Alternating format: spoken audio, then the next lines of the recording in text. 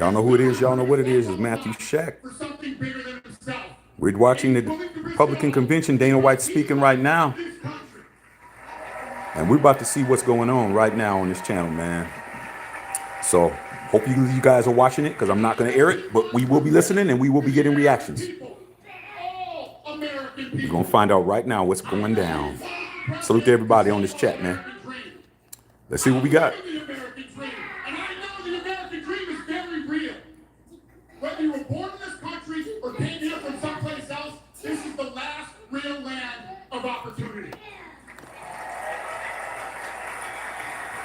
President Reagan once said, government's first duty. This history, you guys. So I decided to go live because I wanted to be on here when history hits.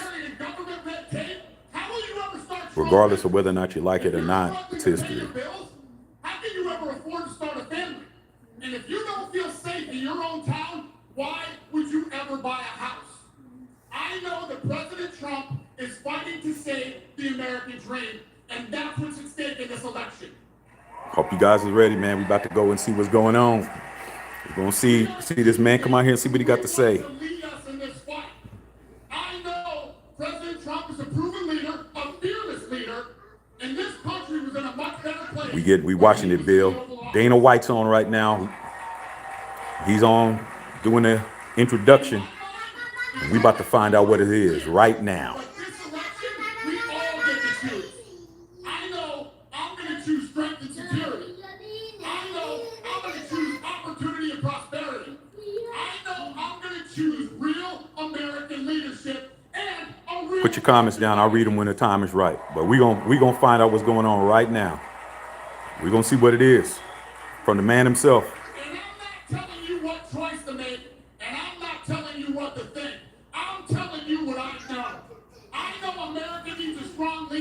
And the world needs a strong America. I know Donald J. Trump. Oh, you guys voted to strike Bill? Ooh, it's going down. Am I on the fence?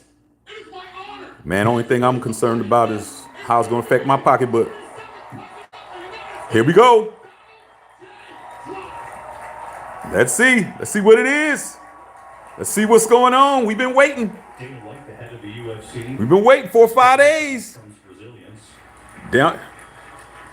Head of the UFC coming out, Hulk Hogan. And we're going to hear from Lee Greenwood. Oh, we're going to sing now? Oh, man, let me go ahead and mute this, man. I don't want this. We're going to mute it. I thought he was coming out, man. All right.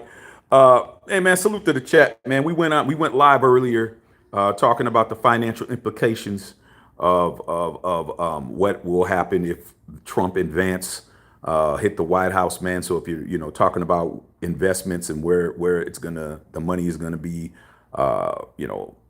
focused on in stocks and whatnot. So make sure you check that out, man. And you're gonna do the Democrats tomorrow. But after I did that live, man, I came in here and I started watching this, man, and I'm seeing Hulk Hogan and I'm seeing Kid Rock, and I'm like, you know what, dude? Like, I'm just gonna go ahead and go live, because regardless, man, I haven't been, in my lifetime, I haven't seen a president or a former vice president be in this situation. I mean, I remember seeing, as a little kid, seeing, Ronald Reagan getting shot by Hinckley, but he was already in term. This is an election that happened not even a week ago. So I'm like, man, you know what, man, I'm about to come on here, dog, with y'all. I know you guys are watching it, and if you're not watching it, you're probably listening to it on the radio, man. But we're not doing no Lee Greenwood right now, dog. We're not doing that. Okay. But Dana White came in, and what Dana White does, a master at of hyping people up. There's Trump right there. There he is. All right, here we go, you guys. It's going down.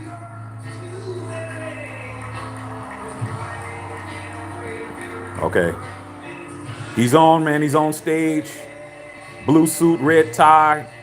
We're gonna throw the sound out because I ain't trying to get no copyright strikes with this music. But he's standing on stage. He came out alone.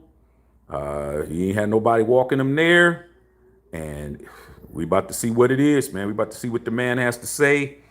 And we're gonna go from there. We're gonna figure it out, man. We're gonna figure out what we need to be doing. All right.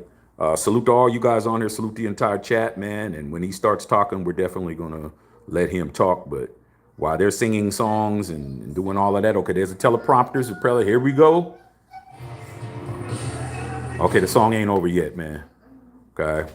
But yeah, you guys, it's going down. Okay, it's going down. I definitely done wanted to hear this man speak. They did a great job keeping the suspense, not having anything other than some official words being put out. We're gonna find out right now. We're gonna find out what we're dealing with, and then we got to find out what's going on with the other side. Because right now, the momentum seems to be in Milwaukee right now, bro. We'll see what happens in Chicago on August the 4th when the Democratic National Convention. We're going to be covering that too. But we're covering it. We're covering both sides because both sides are in the balance.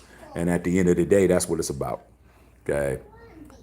It's about, as an American citizen who's running this channel, who's financially vested in a whole bunch of stuff that's going to be affected, I'm definitely going to be on here paying attention and talk about it. All right. So I'm just waiting to. Okay, good. The music's off. All right. So we're going to let the man talk, man. We're going to let the man talk. It's going down. Talk about that tonight. We'll talk about the life loss. Thank you very much. Here it is. Thank you very, very much. Wow. And thank you, Dana. Thank you, Kid Rock, sometimes referred to as Bob. And thank you, Lee, right from the beginning. Thank you very much. What a talent. What a beautiful, beautiful song. Thank you. Friends, delegates, and fellow citizens, I stand before you this evening with a message of confidence, strength, and hope. 4 months from now, we will have an incredible victory, and we will begin the 4 greatest years in the history of our country. Together we will launch a new era of safety, prosperity, and freedom for citizens of every race, religion, color, and creed. The discord and division in our society must be healed. We must heal it quickly. As Americans, we are bound together by a single fate and a shared destiny. We rise together or we fall apart. I am running to be president for all of America, not half of America, because there is no victory in winning for half of America. So tonight, with faith and devotion, I proudly accept your nomination for president. Okay, it's official. We already knew it was happening, but it's official now that he accepted. That's it. War has officially, well, it's not official yet because Democrats haven't declared who they're going to use yet. But on this side, it's already, the draw has been cast already. The die has been cast already.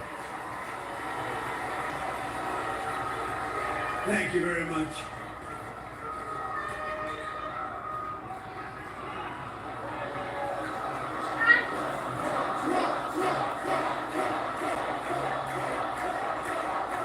Y'all saw Hulk Hogan tearing his shirt off, dog. Thank you very much. WrestleMania. Here we go. And we will do it right. We will do it right. Let me begin this evening by expressing my gratitude to the American people for your outpouring of love and support following the assassination attempt at my rally on Saturday.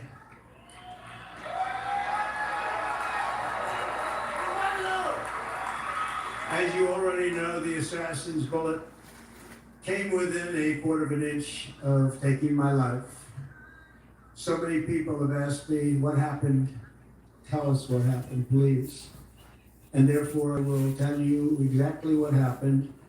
And you'll never hear it from me a second time because it's actually too painful to tell.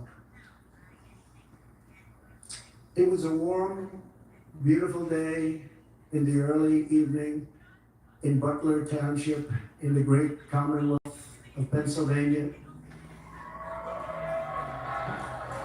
Music was loudly playing, and the campaign was doing really well.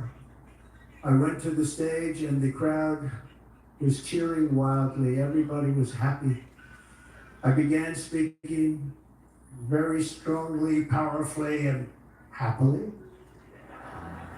because I was discussing the great job my administration did on immigration at the southern border. We were very proud of it.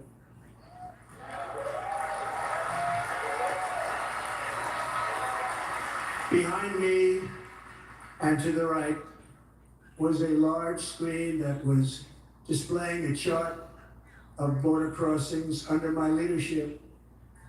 The numbers were absolutely amazing. In order to see the chart, I started to, like this, turn to my right and was ready to begin a little bit further turn, which I'm very lucky I didn't do, when I heard a loud whizzing sound and felt something hit me really, really hard on my right ear. I said to myself, wow, what was that? It can only be a bullet. And moved my right hand to my ear, brought it down. My hand was covered with blood, just absolutely blood all over the place. I immediately knew it was very serious, that we were under attack. And in one movement proceeded to drop to the ground as very brave Secret Service agents rushed to the stage, and they really did, they rushed to the stage. First person to count from him himself. I needed to hear this. I wanted to know. Needed to know that. Needed to know what he was going through. Important. At great risk, I will tell you, and pounced on top of me so that I would be protected. There was blood pouring everywhere, and yet, in a certain way, I felt very safe because I had God on my side. I felt that.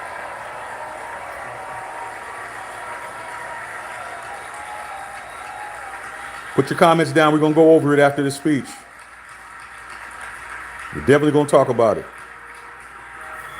The amazing thing is that prior to the shot, if I had not moved my head at that very last instant, the assassin's bullet would have perfectly hit its mark, and I would not be here tonight. We would not be together. The most incredible aspect of what took place on that terrible evening in the fading sun was actually seen later. In almost all cases, as you probably know, and when even a single bullet is fired, just a single bullet, and we had many bullets that were being fired, crowds run to the exits or stampede, but not. It's very unusual.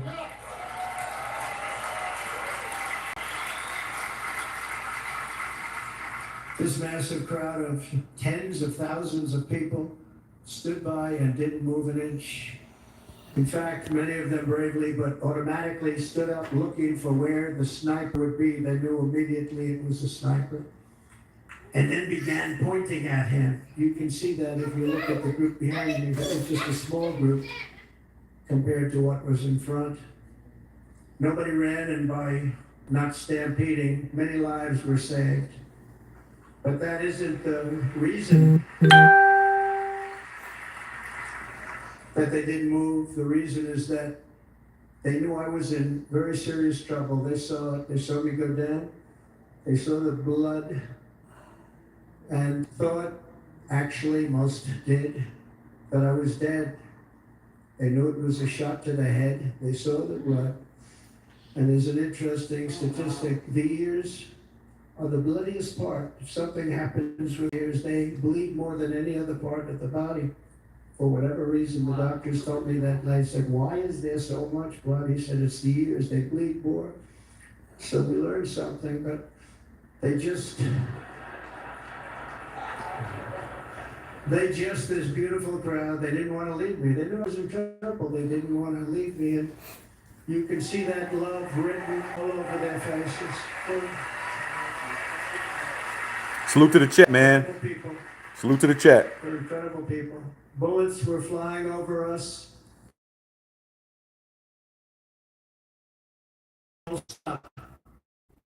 I was seeing this sniper from a much greater distance, and with only one bullet used, took the assassin's life. Good enough.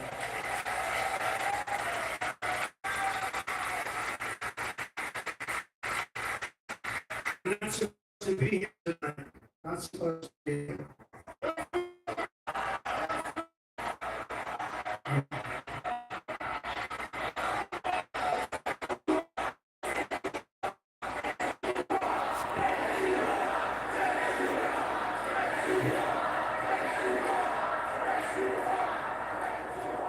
Thank you. But I'm not. And I'll tell you, I stand before you in this arena only by the grace of Almighty God. This is important. This is important time. Regardless, whatever it is you think is important. Watching the reports over the last few days, many people say it was a providential moment. Probably was. When I rose, surrounded by Secret Service, the crowd was confused because they thought I was dead.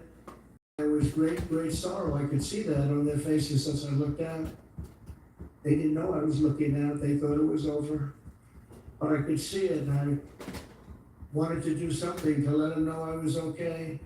I raised my right arm, looked at the thousands and thousands of people that were breathlessly waiting, and started shouting, "Fight, fight, fight." Hope you guys are paying close attention, because this right here, we're going to talk about it. Once my clenched fist went up, and it was high into the air, you've all seen that. The crowd realized I was okay and roared with pride for our country like no crowd I have ever heard before. Put your comments down. We're going to go through them. For the rest of my life, I will be grateful for the love shown by that giant audience of patriots that stood bravely on that fateful evening in Pennsylvania. Tragically, the shooter claimed the life of one of our fellow Americans, Corey, comparator, unbelievable person, everybody tells me. Unbelievable. We definitely gonna talk. Two other great warriors, spoke to them today. David Dutch and James Copenhaver. Two great people. I also spoke to all three families of these tremendous people. Our love and prayers are with them, and always will be. We're never going to forget them. They came for a great rally. They were serious Trumpsters, I want to tell you. They were serious Trumpsters, and still are. But Corey, We're gonna get into we it. have to use the past tense. He was incredible.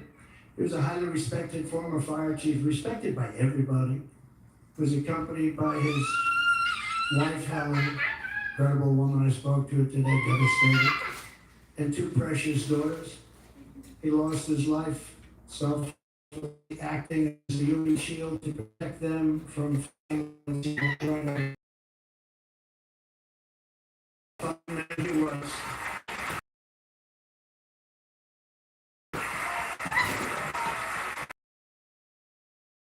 Man, you live in this country. Don't complain, man, when things aren't going your way. Better pay attention to everything that's being said.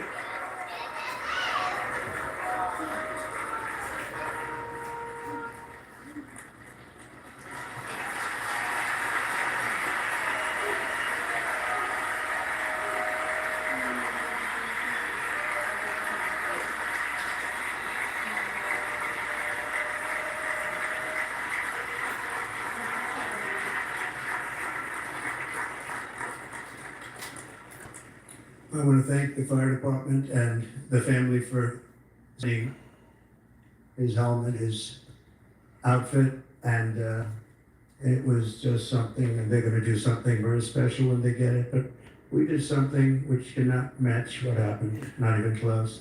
But I am very proud to say that over the past few days, we've raised $6.3 million. We're going to talk, but we're going to let him finish talking first. We got to get all the For information. the families of David, James, and Corey, including from a friend of mine, just hold up and sent me a check right here. I just got it. $1 million from Dan Newland. Thank you, Dan. And again, when speaking to the family, I told them, I said, well, we'll be sending you a letter. They all said the same thing. You're right, sir. We appreciate so much what you're doing, but nothing can take the place in the case of Corey. And the other two, by the way, they were very, very seriously injured, but now they're doing very well. They're going to be okay. They're going to be doing very well.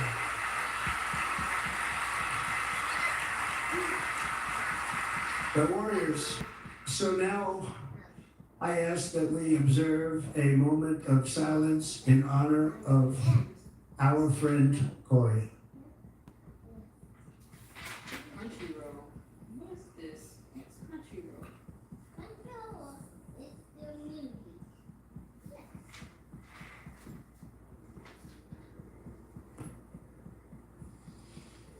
There is no greater love than to lay down one's life for others. This is the spirit that forged America in her darkest hours. And this is the love that will lead America back to the summit of human achievement and greatness. This is what we need. Despite such a heinous attack, we unite this evening more determined than ever. I am more determined than ever, and so are you. So is everybody else. Put all your comments and questions down. We're going to go over this entire thing, but I want to get the full context.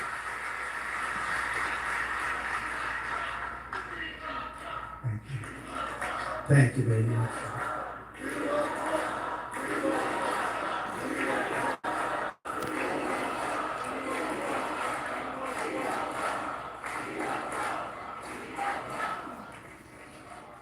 Our resolve is unbroken and our purpose is unchanged to deliver a government that serves the American people better than ever before.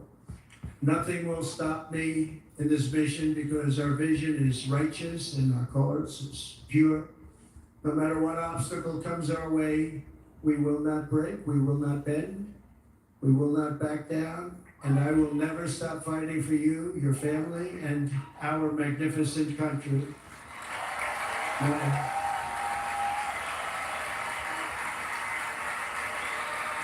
Get ready, you guys. We're gonna hash it out. And everything I have to give with all of the energy and fight in my heart and soul, I pledge to our nation tonight. Thank you very much. I pledge that to our nation. I'm going to turn our nation around, and we're going to do it very quickly. Thank you.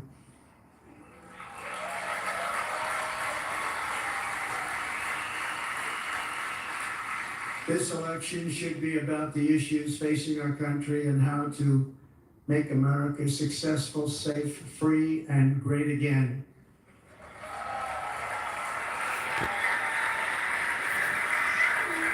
In an age when our politics too often divide us, now is the time to remember that we are all fellow citizens. We are one nation under God, indivisible, with liberty and justice for all.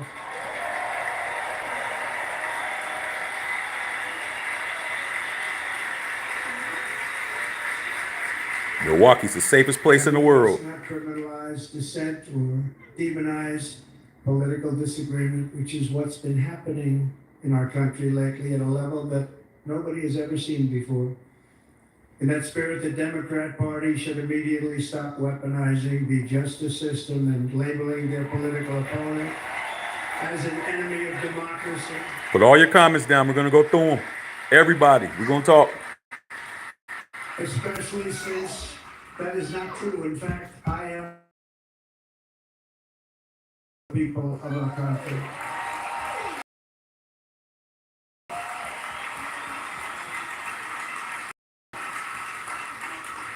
And very big news, as you probably just read, on Monday a major ruling was handed down from a highly respected federal judge in Florida, Eileen Cannon, finding that the prosecutor and the fake documents case against me were totally unconstitutional, and the entire case was thrown out of court.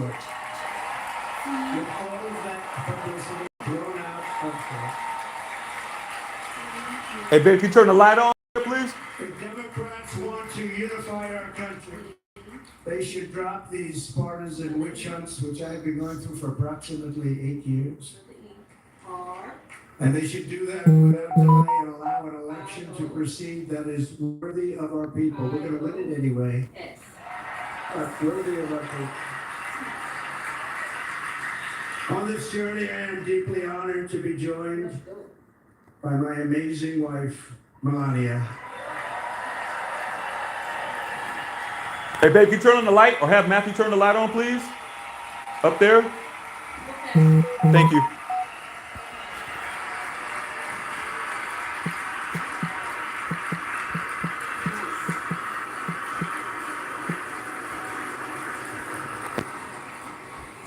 And Melania, thank you very much. You also did something really beautiful, a letter to America calling for national unity, and really took the Republican Party by surprise. I will tell you, it was beautiful. It's up to the entire chat, man. As soon as he's done with his speech, we're gonna go into it. So put your questions or comments down. We should take that letter and put it as part of the Republican platform. That would be an honor, wouldn't it? Right, Mr. Congressman? But it captivated so many, so I also want to thank my entire family for being here. Don, Kimberly, Ivanka and Jared, Eric and Lara, Tiffany and Michael, Baron, we love our Baron.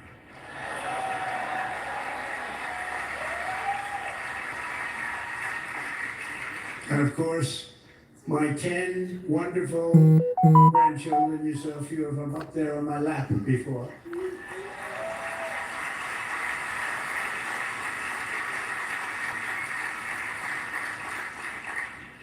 And how good was Dana? Was Dana good? Was he good? You know, he was on probably the only vacation he's had in about, maybe ever, because he works, but about 10 years with his wife, very far away. I won't tell you where, but very, very far away, beautiful place. And my people called and he said, yeah, I won't be able to do it. This is many, many years. I promised my wife I can't do it. And they came and they said, Dana won't be able to do it because he was my first, second, and third choice. I said, well, you know, that's too bad, but I understand he's away and it's good. It's good for him.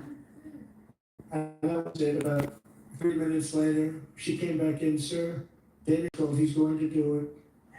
And his wife, she said, you can't turn him down. You just can't do it. You have to go. That's a good wife. A lot of lessons that's being taught, whether you want to learn them or not. So he got on a plane. He got here a little while ago. Now he's going to get on the plane in a little while and he's going to go back home to his wife. But they're great, and I just want to thank her and him and their whole family because that's not easy. And Kid Rock, same thing. Called, he said, I want to be a part of it.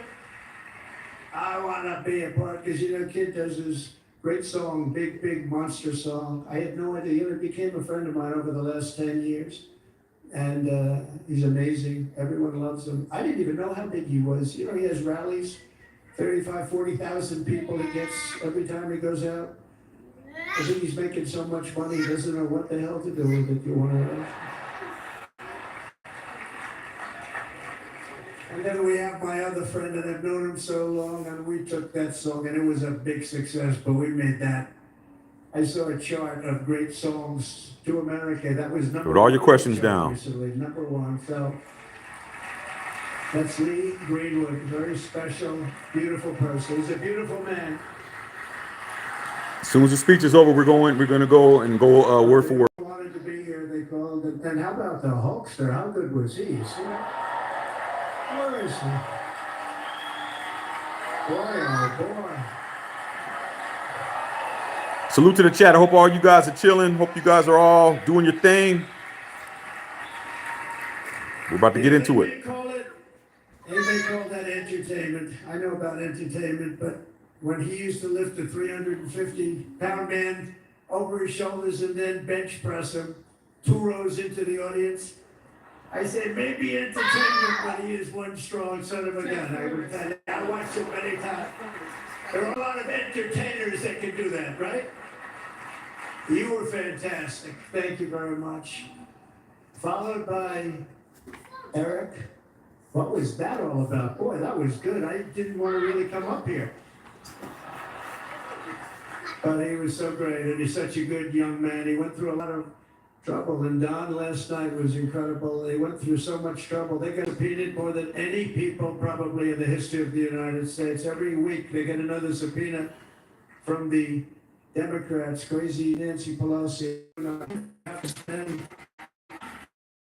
They would devote their genius to helping our country. We'd have a much stronger and better country.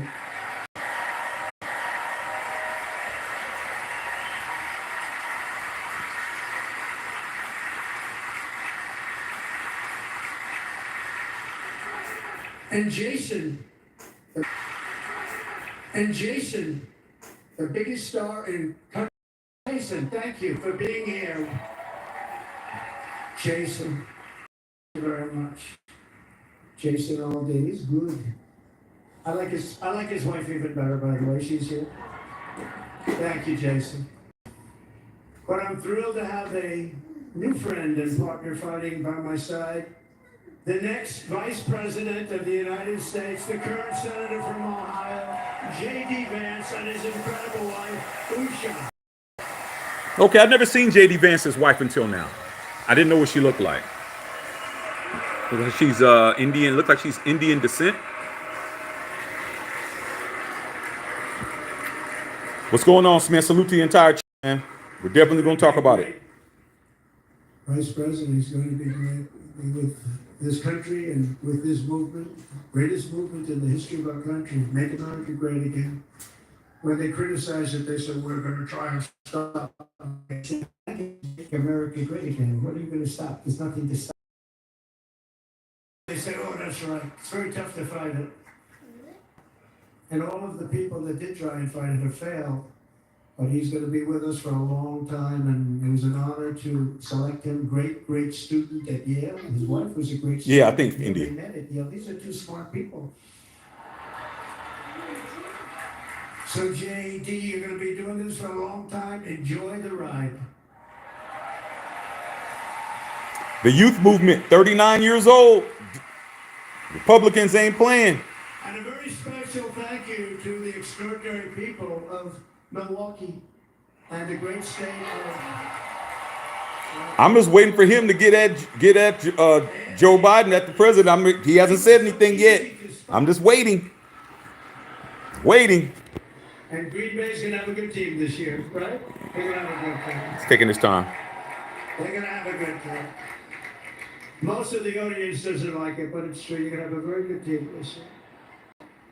And by the way, Wisconsin, we are spending over $250 million here, creating jobs and other economic development all over the place. So I hope you will remember this in November and give us your vote. I am trying to buy your vote.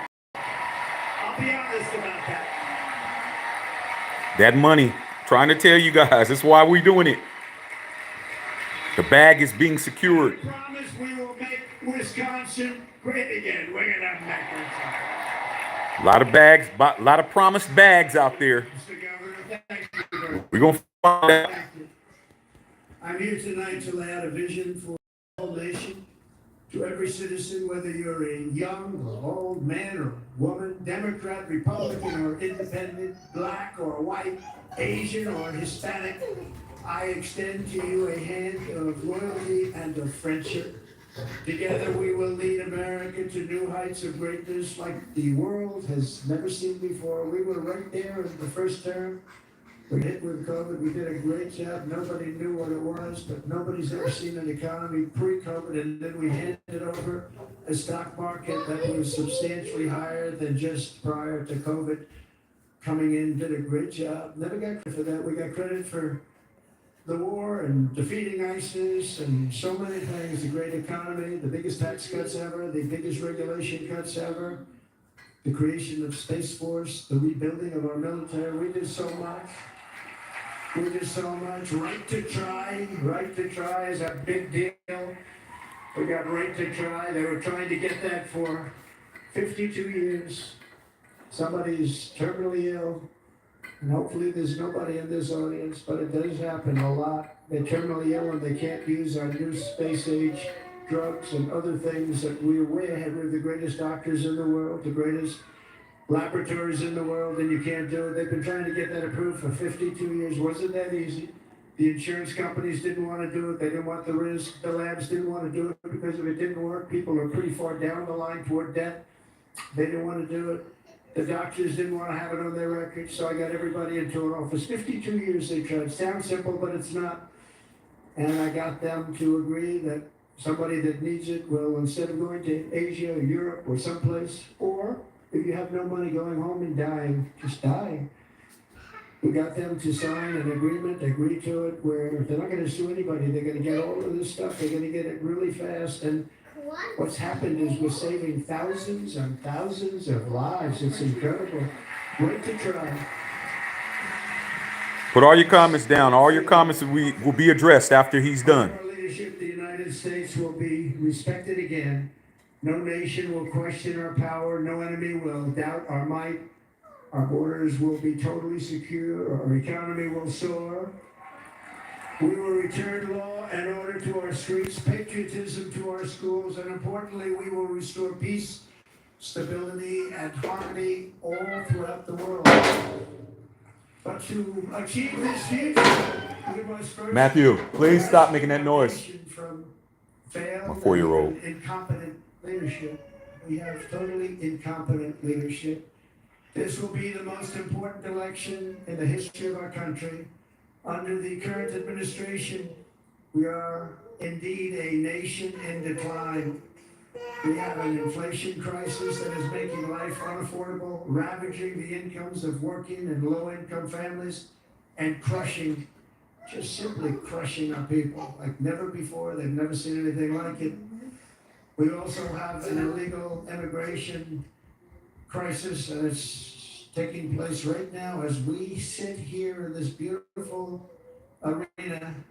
It's a massive invasion at our southern border that has spread misery, crime, poverty, disease, and destruction to communities all across our land. Nobody's ever seen anything like it. There's an international crisis, the likes of which the world has seldom been part of. Nobody can believe what's happening. War is now raging in Europe and the Middle East. A growing specter of conflict hangs over Taiwan, Korea, the Philippines, and all of Asia. And our planet is teetering on the edge of World War III. And this will be a war like no other war because of weaponry. The weapons are no longer army tanks going back and forth shooting at each other. These weapons are obliteration. It's time for a change. This administration can't come close to solving the problems. We're dealing with very tough, very fierce people. They're fierce people. And we don't have fierce people. We have people that are a lot less than fierce, except when it comes to cheating on elections and a couple of other things. Then they're fierce. Then they're fierce. There he goes. He's starting it up. I make this pledge to the great. I will end the devastating inflation crisis immediately. Interest rates and lower the cost of energy. We will drill, baby, drill. This is why it's important for you guys to watch my video that I put up earlier about the financial implications of Trump and Vance administration. Make sure you check that video out that we did earlier today. But why we're doing this.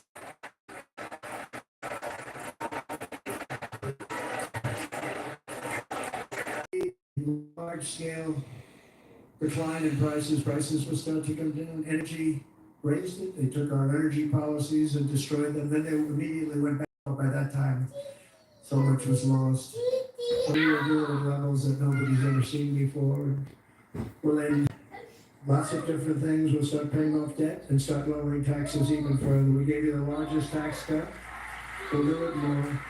You know, people don't realize I brought taxes way down, way down, and yet we took in more revenues the following year than we did when the tax rate was much higher. People said, how did you do that? Because it was incentive. Everybody was coming to the country. They were bringing back billions and billions of dollars into our country. Companies made it impossible to bring it back. The tax rate was too high, and the legal complications were far too great. I changed both of them, and hundreds of billions of dollars by Apple and so many other companies were brought back into our nation. And we had an economy the likes of which no nation had ever seen. China, we were beating them at levels that were incredible. And they know it. Put your comments down, you guys. We're going to go in. I will end the illegal immigration crisis by closing our border and finishing the wall, most of which I've already built.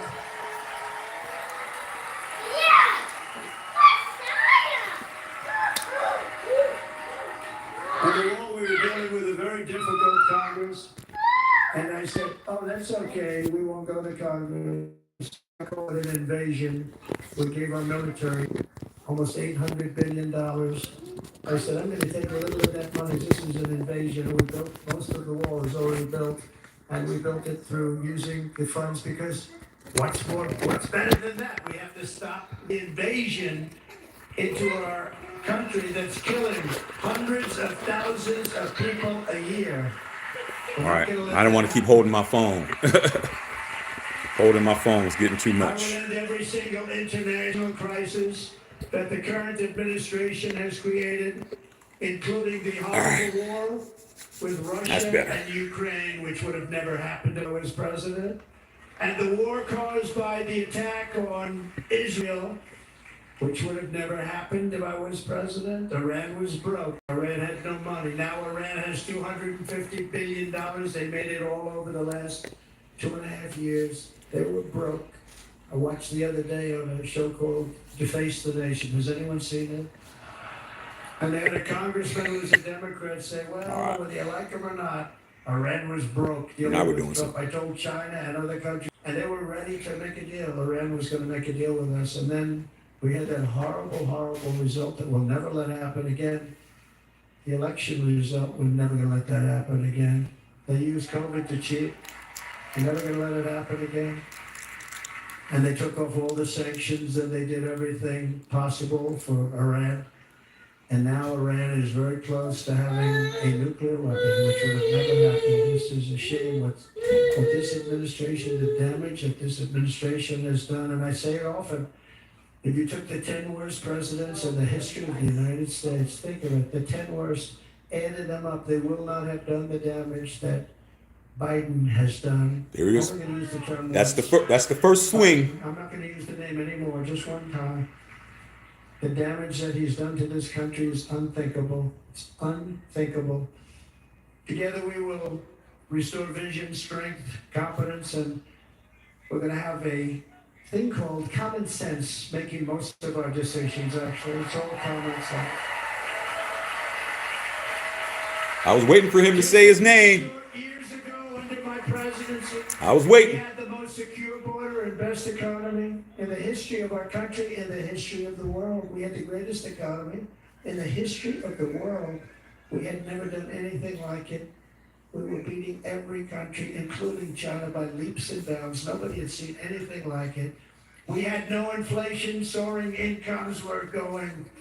Nobody can believe it. You can't believe what happened 4 years ago is happening now in reverse.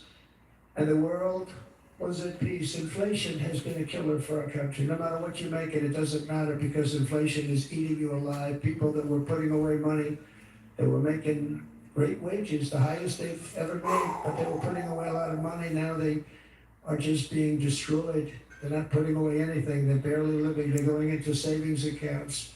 They're taking out their money to live because of inflation. Inflation, remember, it's called a country buster. You can go back to Germany from 100 years ago. You can go back to any country that suffered great inflation. We've suffered the worst inflation we've ever had. But go back and see what's happened to those countries. We've had the worst inflation we've ever had under this person. But in less than 4 years, our opponents have turned incredible success into unparalleled tragedy and failure. It's been a tremendous failure. Today, our cities are flooded with illegal aliens. Americans are being squeezed out of the labor force and their jobs are taken. By the way, you know who's taking the jobs that are created? 107% of those jobs are taken by illegal aliens.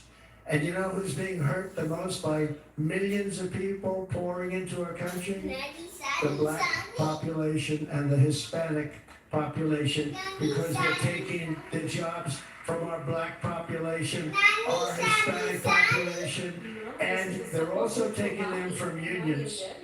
The unions are suffering because of it. But yeah, she does kind of look like Thank you. Thank you. I like you too. You better listen, man. Man, the man is telling you what he's gonna do. Wiped out the life savings of our citizens and Put your comments down. We're gonna go through it. Of depression and despair. That's what it is. It's despair and depression. We cannot and will not let this continue. Less than 4 years ago, we were a great nation, and we will soon be a great nation again. We're going to be a great nation again. All I know, man, he started talking to blacks and Hispanics. You guys out there, y'all black and Hispanics out there, man. He was talking to you guys. Every disaster we are Letting now you know. enduring will be fixed, and it will be fixed very, very quickly. So tonight, whether you've supported me in the past or not, I hope you will support me in the future, because I will bring back the American dream. That's what we're going to do. You don't even hear about the American dream anymore. With great humility, I am asking you to be excited about the future of our country. Be excited. Be excited. Put your questions down. We're going to go through it.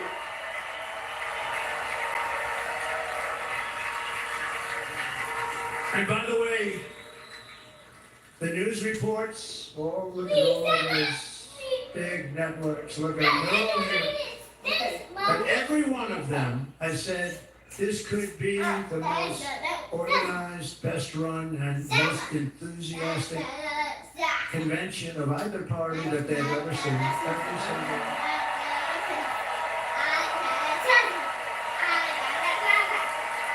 And it's true. It's true. And there's love in the room. There's great love in the room.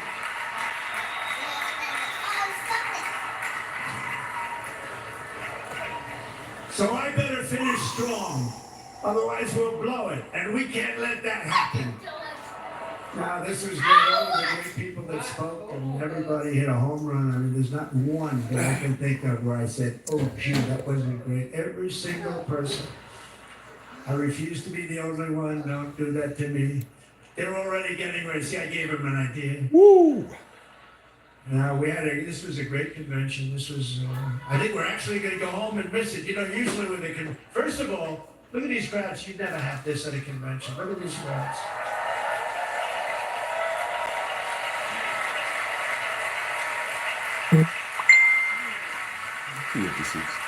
Love, it's about love. This week, the entire Republican Party has formally adopted an agenda for America's renewal, and you saw that agenda. And it's very short compared to the long, boring, meaningless agendas of the past, including the Democrats. They write these things that are hundreds of pages long, and they never read them after they're in their case, fortunately, they don't read them because they're pretty bad. It's a series of bold promises that we will swiftly implement when you give us a Republican House. And Mr. Speaker, thank you very much. We have our great Speaker of the House with us tonight. Thank you very much. Thank you. A Republican Senate, we have many senators here. And send me back to our beautiful White House just a few short months from now. We're talking about just months. It can't come fast enough. We have to get it done. Something else. First, we must get economic relief to our citizens. Starting on day one, we will drive down prices and make America affordable again. We have to make it affordable. It's not affordable. People can't live like this.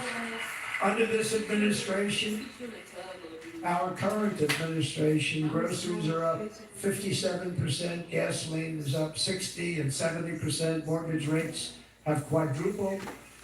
And the fact is, it doesn't matter what they are because you can't get the money anywhere. You can't buy houses. Young people can't get any financing to buy a house. The total household costs have increased an average of $28,000 per family under this administration. Republicans have a plan to bring down prices and bring them down very, very rapidly. By slashing energy costs, we will in turn reduce the cost of transportation, manufacturing, and all household goods. So much starts with energy. And remember, we have more liquid gold under our feet than any other country by far. We are a nation that has the opportunity to make an absolute fortune with its energy. We have it and China doesn't. Under the Trump administration just 3.5 years ago, we were energy independent, but soon we will actually be better than that. We will be energy dominant and supply not only ourselves, but we will supply the rest of the world with numbers that nobody has ever seen, and we will reduce our debt, $36 trillion. We will start reducing that, and we will also reduce your taxes still further. Next, and by the way, they want to raise your taxes 4 times, think of it. And all my life I grew up watching politicians. I always loved politics. I guess I was on the other side. I'd watch and they were always talking about, we will give you a tax cut. We will give you a tax cut. My whole life I was watching, I will give you a tax cut, right, Mr. Congressman? That's all they talked about. This is the only administration that said, we're going to raise your taxes by 4 times what you're paying now, and people are supposed to vote for them? I've never heard it. You're paying too much, we're going to reduce your taxes still further. We gave you the biggest one, as I said, we're going to give you more, and it's going to lead to tremendous growth. We want growth in our country. That's what's going to pay off our debt.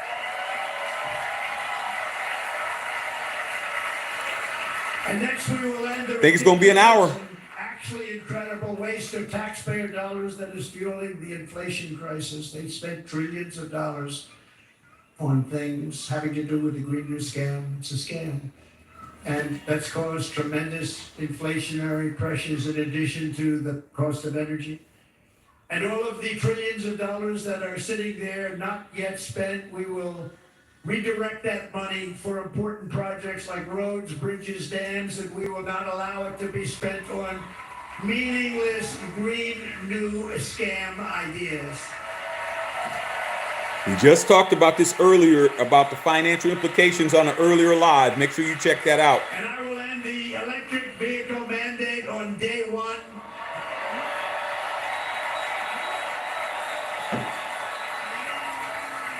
Thereby saving the U.S. auto industry from complete obliteration, which is happening right now, and saving U.S. customers thousands and thousands of dollars per car. And right now, as we speak, large factories just started are being built across the border in Mexico. So with all the other things happening on our border, and they're being built by China to make cars and to sell them into our country. No tax, no anything. The United Auto Workers ought to be ashamed for allowing this to happen. And the leader of the United Auto Workers should be fired immediately. And every single auto worker, union and non-union, should be voting for Donald Trump because we're going to bring back car manufacturing and we're going to bring it back fast. All you Tesla owners, what are y'all going to do? They're building some of the largest auto plants anywhere in the world. Think of it, in the world. We're going to bring it back. We're going to make them. We don't mind that happening, but those plants are going to be built in the United States, and our people are going to man those plants.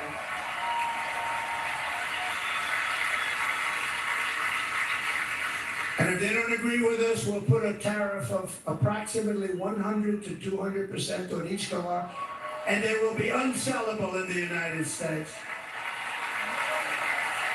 We have long been taken advantage of by other countries. And think of it, oftentimes these other countries are considered so-called allies. They've taken advantage of us for years. We lose jobs, we lose revenue, and they gain everything and wipe out our businesses, wipe out our people. I stopped it for 4 years, and we're really ready to make changes like nobody had seen before. And remember, a USMCA, I got rid of NAFTA, the worst trade deal ever made, and replaced it with USMCA, which is, they say, the best trade deal ever made. Actually, probably the best trade deal was the deal I made with China, where they buy $50 billion worth of our product. They were buying nothing. They buy $50 billion worth. They had to. But I don't even talk about it because of COVID. I don't even mention it, frankly, because of what happened with the China virus. Boom. See? He ain't pulling it. We will not let countries come in, take our jobs, and plunder our nation. They come into they plunder our nation. The way they will sell their product in America is to build it in America. Man. Very simple. Build it in America and only in America. Better understand what happens if he gets in, him and Vance. You better be ready. We're going to talk about it. We're going to get in it. And this very simple formula, and Congress has to go along with us, and they will.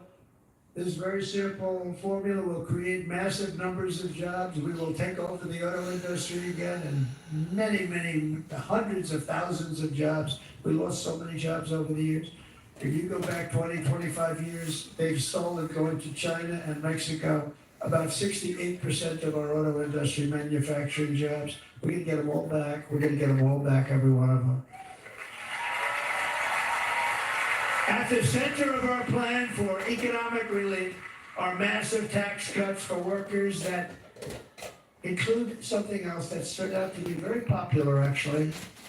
Here it's very popular in this building and all those hotels that I saw that are so nice. I'm staying in a nice one. It's called no tax on tips. No tax on tips.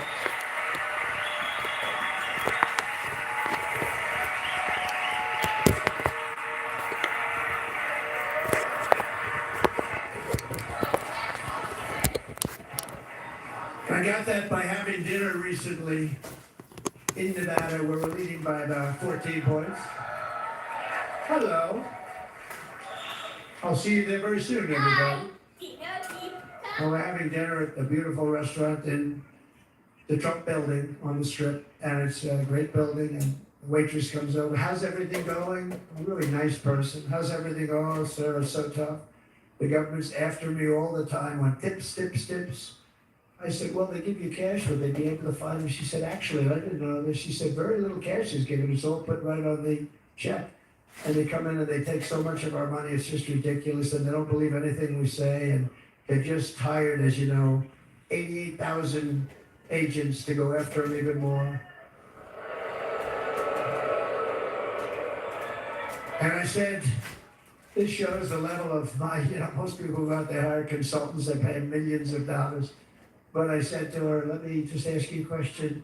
Would you be happy if you had no tax on tips? She said, what a great idea. I got my information from a very smart waitress. That's better than spending millions of dollars. Listen, And everybody... it's going to be an hour speech.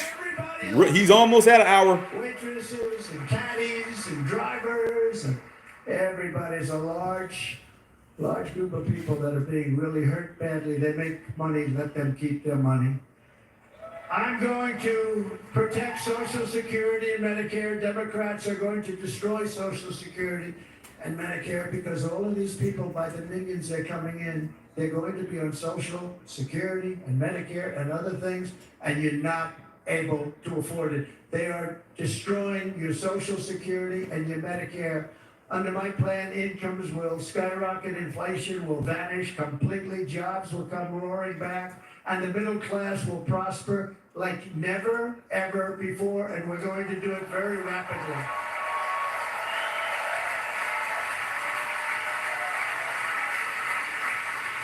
But no hope or dream we have for America can succeed unless we stop the illegal immigrant invasion, the worst that's ever been seen anywhere in the world. There's never been an invasion like this anywhere. Third world countries would fight with sticks and stones not to let this happen.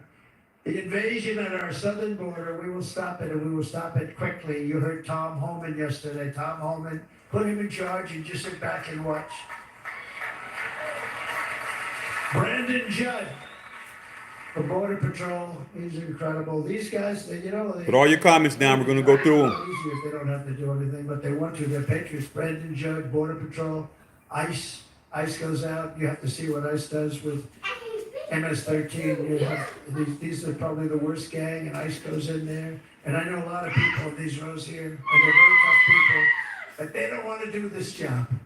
They'll go into a pack of MS-13 killers. They're the worst, probably the worst gangs in the world.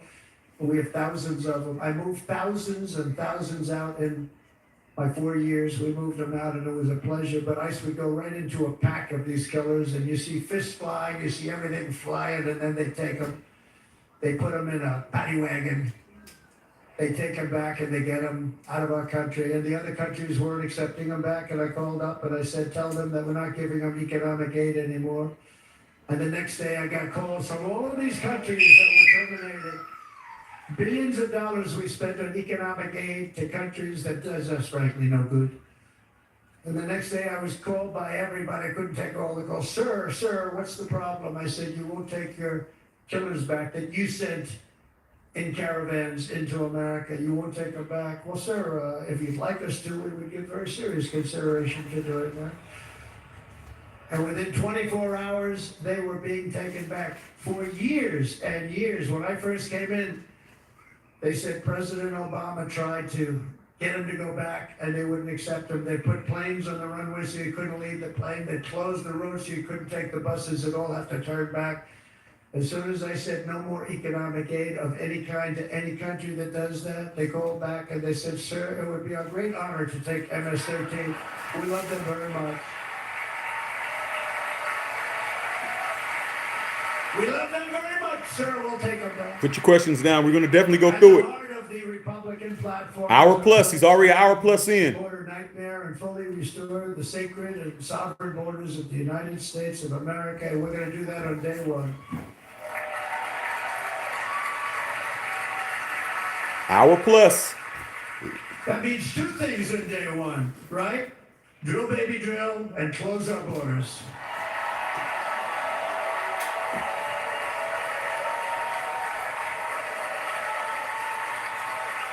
And by the way, and I think everybody as a Republican, as a patriot in this room, most Democrats, we want people to come into our country, but they have to come into our country legally.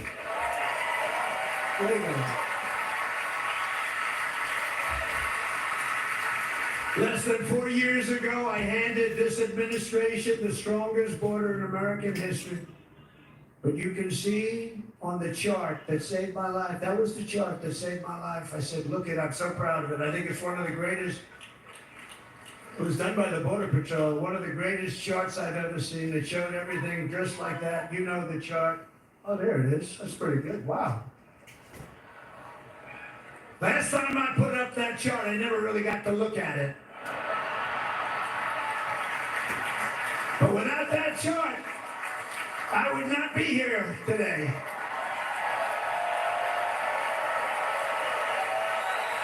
Never got to look at it. I got a lot to say, but right now, let him go. Let him run. Let him run with the baton. Let him finish it up.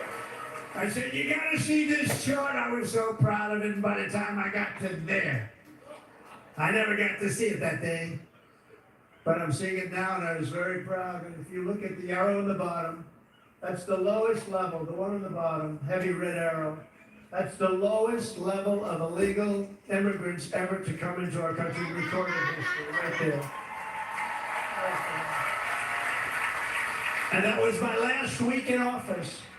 And then you see what happened after I left. Look at the rest. And if you go out a little bit further, it's getting to be a little bit old, but I love it anyway, right? But you can go much higher with those numbers. Look what happened right after that. The invasion began. We had the opposite. We stopped the invasion. But the invasion that we stopped was peanuts by comparison to what happened after I left. Look at what happened after I left. They took over our country. We ended all catch and release. We shut down asylum fraud. We stopped human trafficking and forged historic agreements to keep illegal aliens on foreign soil. Salute to the chat, man. We're going to be going in. As soon as he's done speaking, we're going to go over If it. you came in illegally, you Do were a apprehended review. immediately and you were deported. You went right back. The current administration terminated every single one of those great Trump policies that I put in place to seal the border. I wanted to seal the border. Again, come in, but come in legally. You know how unfair it is? So many people, hundreds of thousands of people, have been working for years to come into our country. And now they see these people pour into our country at levels that are unprecedented. It's so unfair. And we're not going to do it. We're not going to stand for it. They suspended wall construction, ended, remain in Mexico. Their policy, remain in Mexico. You think that was easy to get from the Mexican government? But I said, you must give it to us. If you don't give it to us, there will be repercussions, and they gave it to us. Not easy. Canceled our Safe Third agreements. Demolished Title 42, implemented nationwide catch and release. That's catch and release where we catch them and release them into our country. We catch them and release them into Mexico. It was just like that. And took 93, this is the previous administration, 93 executive actions to throw open our border to the world. The entire world is pouring into our country because of this very foolish administration. The greatest invasion in history is taking place right here in our country. They are coming in from every corner of the earth, not just from South America, but from Africa, Asia, the Middle East. They're coming from everywhere. They're coming at levels that we've never seen before. It is an invasion indeed, and this administration does absolutely nothing to stop them. They're coming from prisons, they're coming from jails, they're coming from mental institutions and insane asylums. The press is always on me because I say this. Has anyone seen Silence of the Lambs? The late, great Hannibal Lecter. He'd love to have you for dinner. That's insane asylums. They're emptying out their insane asylums. And terrorists are coming in at numbers that we've never seen before. Bad things are going to happen. Meanwhile, our crime rate is going up. Hour and a half. He's going to go hour and a half or more. Going down because they're taking their criminals and they're putting them into our country. A certain country, and I happen to like the president of that country very much, but he's been getting great publicity because he's a wonderful shepherd of the country. He says how well the country's doing because their crime rate is down. And Put your questions and comments down. We're going to go over it. As soon as he is completed, training them. And I've been reading about this. we're going to be discussing. Oh, that's wonderful. Let's take a look at it. But then I realized he's not training them. He's sending all of his criminals, his drug dealers, his people that are in jails, he's sending them all to the United States. And he's different in that he doesn't say that. He's trying to convince everybody what a wonderful job he does in running the country. Well, he doesn't do a wonderful job. And by the way, if I ran one of the countries, many countries from all over, I would be worse than any of them. I would have had the place totally emptied out already.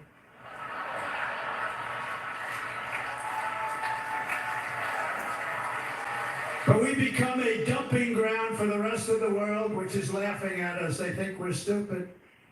And they can't believe that they're getting away with what they're getting away with, but they're not going to be getting away with it for long. That's what I can tell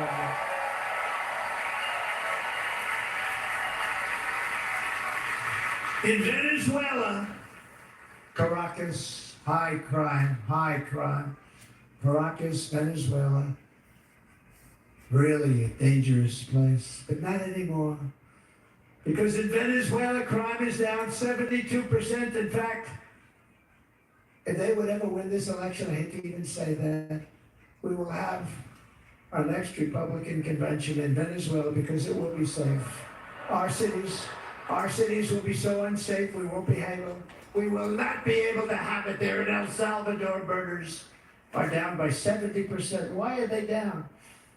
Now, he would have you convinced that because he's trained murderers to be wonderful people. No. They're down because they're sending their murderers to the United States of America. This is going to be very bad. And bad things are going to happen, and you're seeing it happen all the time. That's why, to keep our families safe, the Republican platform promises to launch the largest deportation operation in the history of our country. Hope you guys are listening to everything. I'm taking it all in so I'll know exactly what's being said.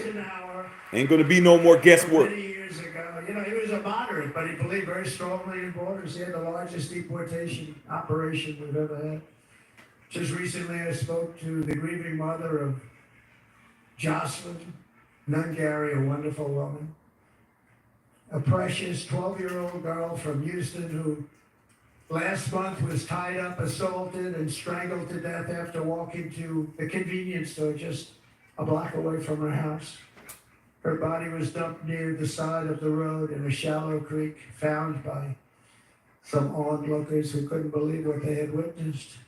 Charged with Jocelyn's heinous murder are 2 illegal aliens from Venezuela who came across our border, were in custody, and were then released into the country by this horrible, horrible administration that we have right now. I also met recently with the heartbroken mother and sister of Rachel Morin. Rachel was a 37-year-old mom of 5 beautiful children who was brutally raped and murdered while out on a run. She wanted to keep herself in good shape. It was very important to her. She was murdered. The monster responsible first killed another woman in El Salvador before he was led into America by the White House. This White House let them in. He then attacked a 9-year-old girl and her mother in a home invasion in Los Angeles before murdering Rachel in Maryland. Traveled all throughout the country, doing tremendous damage. Rachel's mother will never be the same. I spent time with her. She will never be the same. I've also met with the wonderful family of Laken Riley, the brilliant 22-year-old nursing student. She was so proud of being first in her class, who was out for a jog on the campus of the University of Georgia when she was assaulted, beaten, and horrifically killed. Yet another American life was stolen by a criminal alien set free by this administration. These were incredible people we're talking about. These were incredible people who died. Tonight, America, this is my vow. I will not let these killers and criminals into our country. $1.15. He's been going for $1.15 already. $1.15. But we're gonna analyze it. We're just consider being patient. Our sons and daughters safe. As we bring security to our streets, we will help bring stability to the world. I was the first president in modern times to start no new wars. We were the toughest, we were the most respected. And you saw this hungry, strong country run by a very powerful, tough leader, tough guy. Press doesn't like him because he's tough. And he came out recently, they were asking him at an interview, the whole world is exploding, what's happening, what's going on? Viktor Orban, Prime Minister of Hungary, very tough man. He said, I don't want people coming into my country and blowing up our shopping centers and killing people. But they said to him, tell us what's going on, what's happening. What is it? He said, there's only one way you're going to solve it. You got to bring President Trump back to the United States because he kept everybody at bay. So, he used a word I wouldn't use because I can't use that word. Because you'd say it was braggadocious. The press would say, who's a braggart? I'm not a braggart. But Viktor Orban said it. He said Russia was afraid of him. China was afraid of him. Everybody was afraid of him. Nothing was going to happen. The whole world was at peace. And now the world is blowing up around us. All of these things that you read about were not going to happen. Under President Bush, Russia invaded Georgia. Under President Obama, Russia took Crimea. Under the current administration, Russia is after all of Ukraine. Under President Trump, Russia took nothing.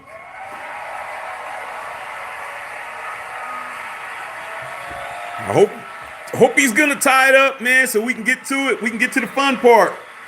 But as long as the man's speaking, we're gonna let him speak. We defeated 100% of ISIS in Syria and Iraq.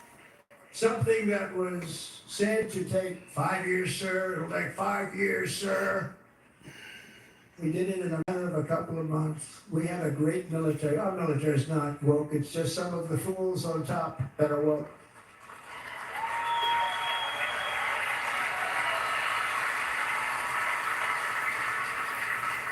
I got along very well. North Korea, Kim Jong-un, I got along very well with him. The press hated when I said that. How could you get along with him? Well, you know, it's nice to get along with somebody that has a lot of nuclear weapons or otherwise, isn't it?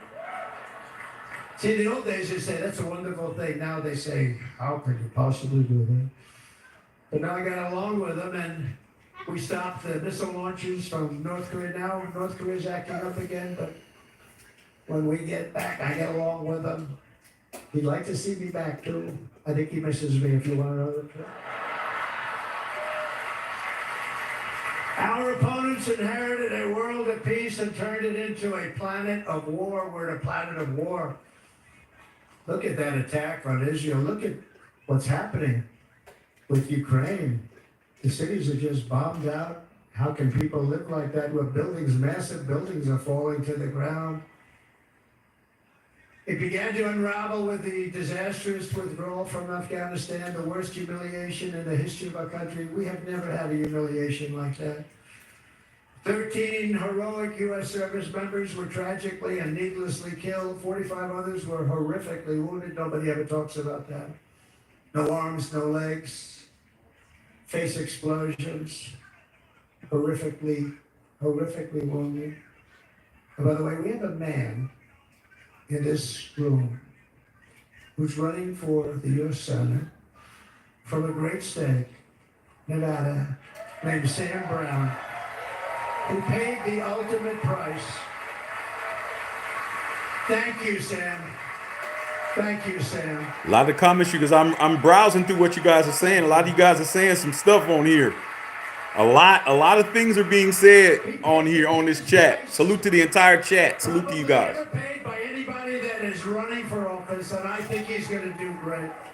He's running against a person that is not good, not respected, a total lightweight. But Sam, I think, paid, really, we were talking about it with some of the senators that are working so hard for Sam.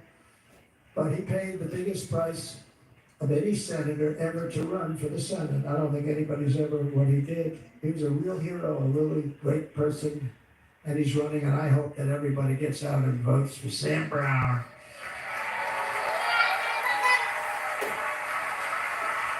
All right, we're at $1.20.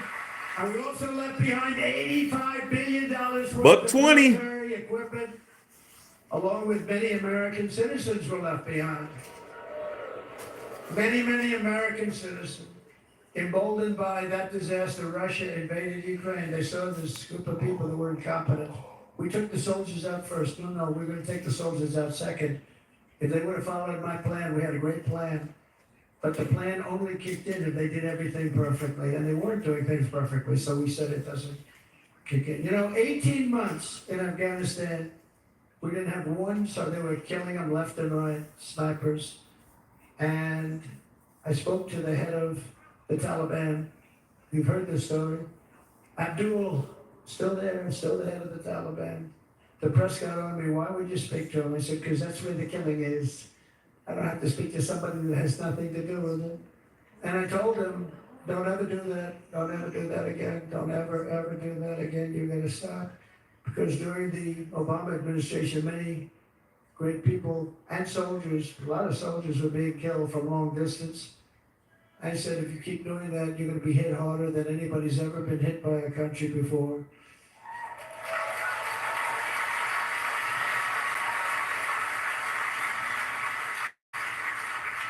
And he said, I understand, Your Excellency. He called me Your Excellency. I wonder if he calls the other guy Your Excellency. I doubt it. The other guy gave him everything. I mean, what kind of a deal was that? He walked out and gave him everything. You know that right now Afghanistan is one of the largest sellers of weapons in the world? They're selling the brand new beautiful weapons that we gave them. But think of it, he actually said to me, but why do you show me a picture of my home? I said, you'll have to ask your people or one of your wives.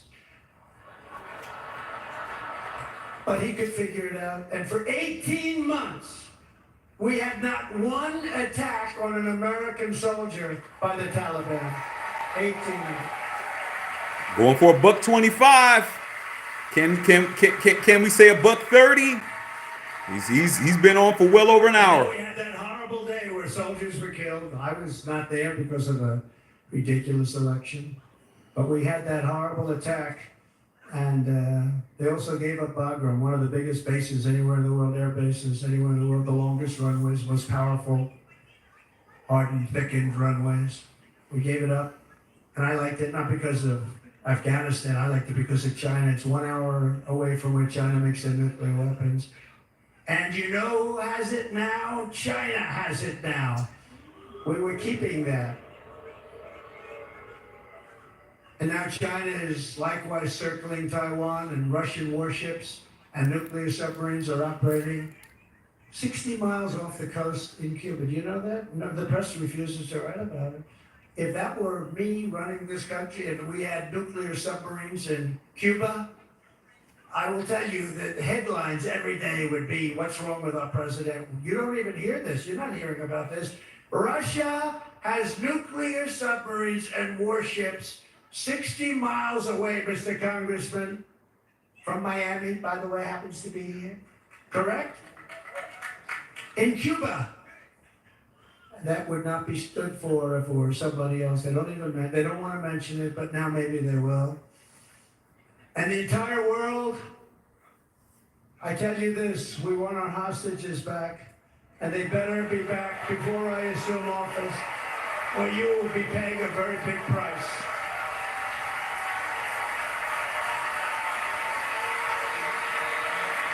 A lot being said tonight. A lot being said.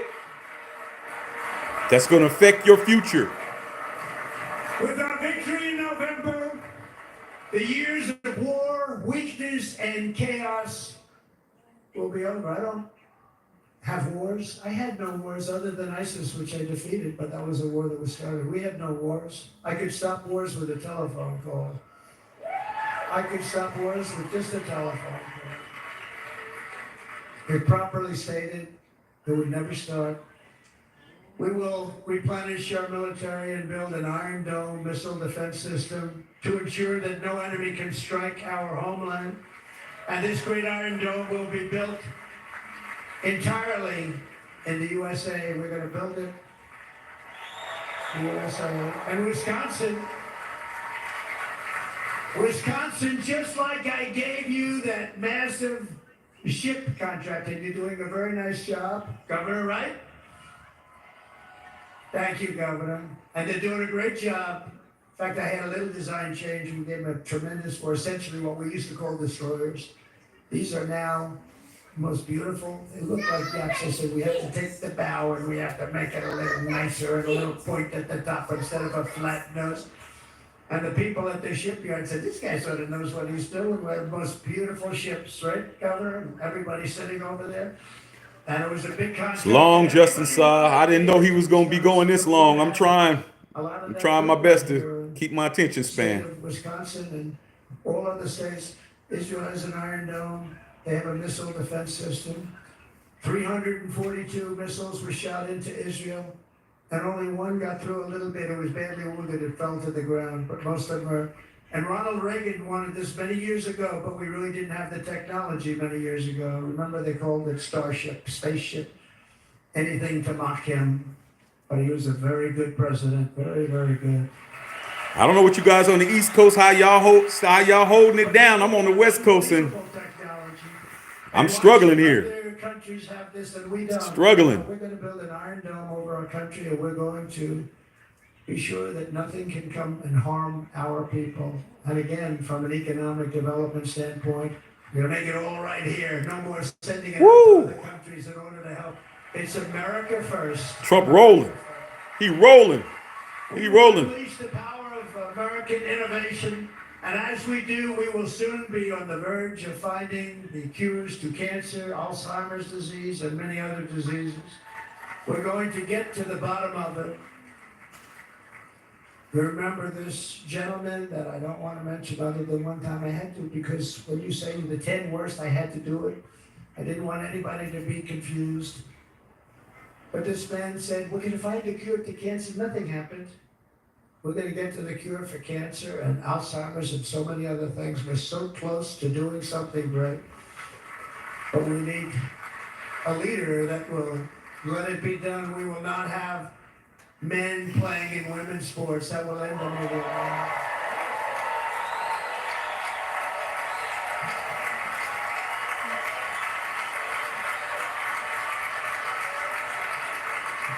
And we will restore and renovate our nation's once great cities, making them safe, clean, and beautiful again. And that includes our nation's capital, which is a horrible killing field. We're going to talk. They leave from Wisconsin, they go to Not on here for nothing. We're not on here just to be spectators. Killed or shot. We will be very soon very proud of our capital, again, Washington, D.C.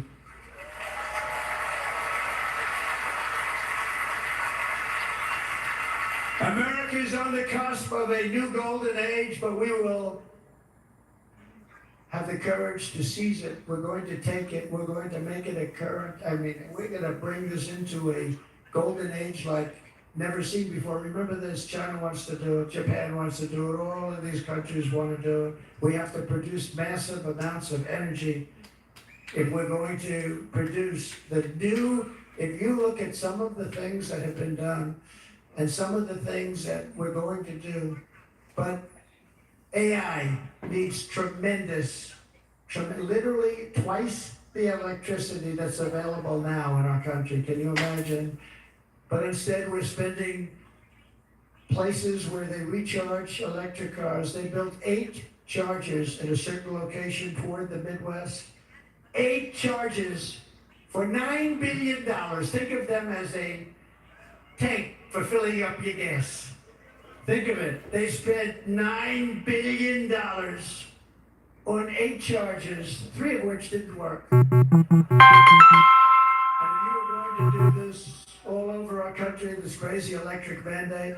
You're going to do this all, and by the way, I'm all for electric. They have their application. But if somebody wants to buy a gas-powered car, gasoline-powered car, or a hybrid, they're going to be able to do it. $1.30. That change on day 1. Hour and a half in. Still rolling. Hour and a half in. Oh, y'all standing up. I'd sit down. Just a few short days ago, my journey with you nearly ended. You know that. And yet, here we are tonight, all gathered together, talking about the future promise and a total renewal of a thing we love very much. It's called America. We live in a world of miracles. None of us knows God's plan or where life's adventure will take us. I want to thank Franklin Graham for being here tonight. He's an outstanding man. He wrote me a note recently. I have a lot of respect for him. Sir, I love your storytelling. I think it's great in front of these big rallies. But sir, please do me one favor. It won't make any difference. Please don't use any foul language. I was a little embarrassed. I said, he said, it won't make any difference. Actually, it does. The story's not quite as good, but I've been very good. The story is not quite as good, to be honest. I've got to have a little talk with Frankie, but he was great. He's a great gentleman. His father was so incredible. Billy Graham. My father used to love taking me to see Billy Graham. My father would take me to see Billy Graham at Yankee Stadium. He had the biggest rallies you've ever seen. He was a good rally guy, too. But he'd get up, and he was a fantastic guy. My father loved Billy Graham. But I love Franklin Graham. I think Franklin's been fantastic, and I'm working so hard to adhere to his note to me. I'm working hard on it, Franklin. But if the events of last Saturday make anything clear, it is that every single moment we have on earth. Buck 35, y'all, maybe? Buck 40? Hour and 32 minutes so far. Make the most of every day for the people and for the country that we love. The attacker in Pennsylvania wanted to stop our movement, but the truth is the movement has never been about me. It has always been about you. It's your movement. It's the biggest movement in the history of our country by far. Can't be. About to be 12 midnight on the East Coast, you guys. Salute to you guys that are on the East Coast. It has always been about the hardworking. It's about to be tomorrow. Citizens of America. For too long, our nation has settled for too little. We settled for too little. We've given everything to other nations, to other people. You've been told to lower your expectations and to accept less to your families. I am here tonight with the opposite message. Your expectations are not big enough. Not big enough. It is time to start expecting and demanding the best leadership in the world. Leadership that is bold, dynamic, relentless, and fearless. We can do that. We are Americans. Ambition is our heritage. Greatness is our birthright. But as long as our energies are spent fighting each other. Struggling in North Carolina? I know you are, man. I know you're struggling, man. And that's not acceptable. It's 9 o'clock and I'm struggling. Take that energy But and use it to realize our country's lock in, you guys, lock in. and write our own thrilling chapter of the American story. We can do it together. We will unite. We are going to come together, and success will bring us together.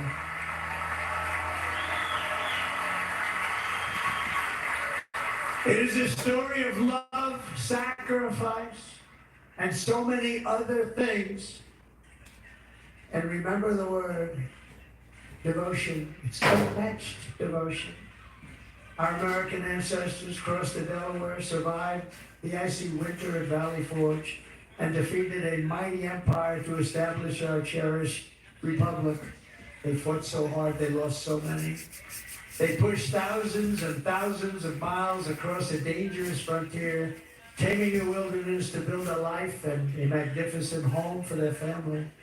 They packed their families into covered wagons, trekked across hazardous trails, scaled towering mountains, and braved rivers and rapids to stake their claim on the wide open, new, and very beautiful frontier. When our way of life was threatened, American patriots marched onto the We will be going over, you guys. into enemy strongholds and stared down death and stared down those enemies to keep alive the flame of freedom. At Yorktown, Gettysburg, and Midway, they joined the roll call of immortal heroes. So many just so many heroes, so many great, great people, and we have to cherish those people. We can't forget those people. We have to cherish those people. Buck 35. And building monuments to those great people is a good thing, not a bad thing.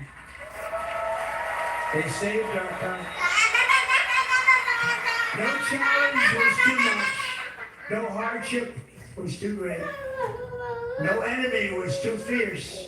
Together these patriots soldiered on, endured, and they prevailed.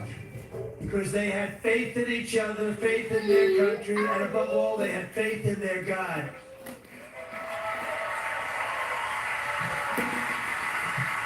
Just like our ancestors, we must now come together, rise above past differences. Any disagreements have to be put aside and go forward united as one people, one nation, pledging allegiance to one great, beautiful, I think it's so beautiful, American flag. Tonight I ask for your partnership, for your support. He might be tying it up. Humbly asking. He might be tying it up right now. What you want. He might be tying it up. Make our country great again. Every day I will strive to honor the trust you have placed in me, and I will never, ever let you down. I promise that. I will never let you down. To all of the forgotten men and women who have been neglected, abandoned, and left behind, you will be forgotten no longer.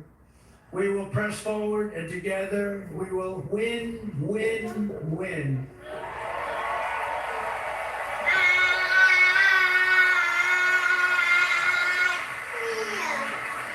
We'll see. Hopefully he's tying it up. He's about to hit 140. An hour and 40 minutes. Win, win, win, win, win. Nothing will sway us, nothing will slow us, and no one will ever stop us. No matter what dangers come our way, no matter what obstacles lie in our path, we will keep striving toward our shared and glorious destiny, and we will not fail. We will not fail. Together we will save this country, we will restore the republic, and we will usher in the rich and wonderful tomorrows that our people so truly deserve. America's future will be bigger, better, bolder, brighter, happier, stronger, freer, greater, and more united than ever before.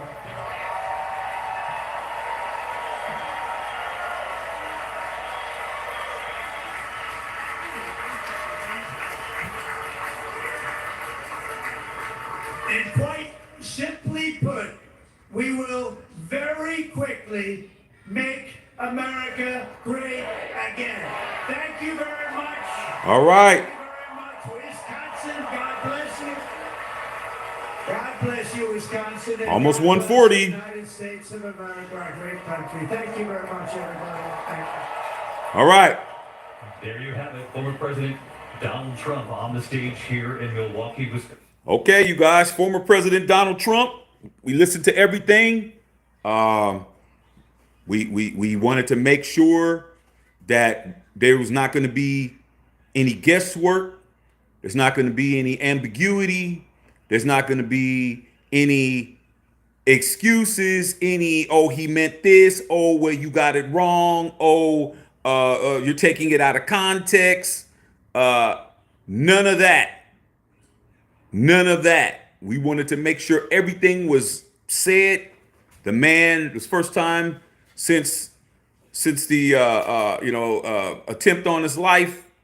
We got an opportunity to hear everything that he had to say, and now we're going to talk about it. First things first, man. Salute to all the people that are here on the chat. I'd love for you guys to sub the channel if you haven't already. But earlier, before this happened, we did a live here on this channel talking about the financial implications of this administration being elected and where to invest your money, where your money's going to go, what's going to happen with the stock market, what's going to happen in those factions. So make sure you check that video out. You heard the man. Yeah, there's, so when I start reading what you guys are saying, your comments, if your comments is, worthy enough to be read, because, some people aren't going to just be saying nonsense. I'm not reading nonsense. Been on here. I sat here for a whole hour and 40 minutes, gave my entire attention to what was being said. We're going to do it on both sides. So I really ain't gonna have a whole lot of patience for a lot of playing and you know, tiddlywinks and playing hopscotch on here. So we're gonna get to it, man. But salute to the entire chat. Let's start. Let's make it popping, man.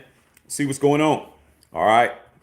I'm just gonna start wherever I can start at, man. Some of you guys, man, the chat has been moving. Salute to everybody that's on here. All right. Cameron Little said, he said, Buddy has a whole pamper on his ear.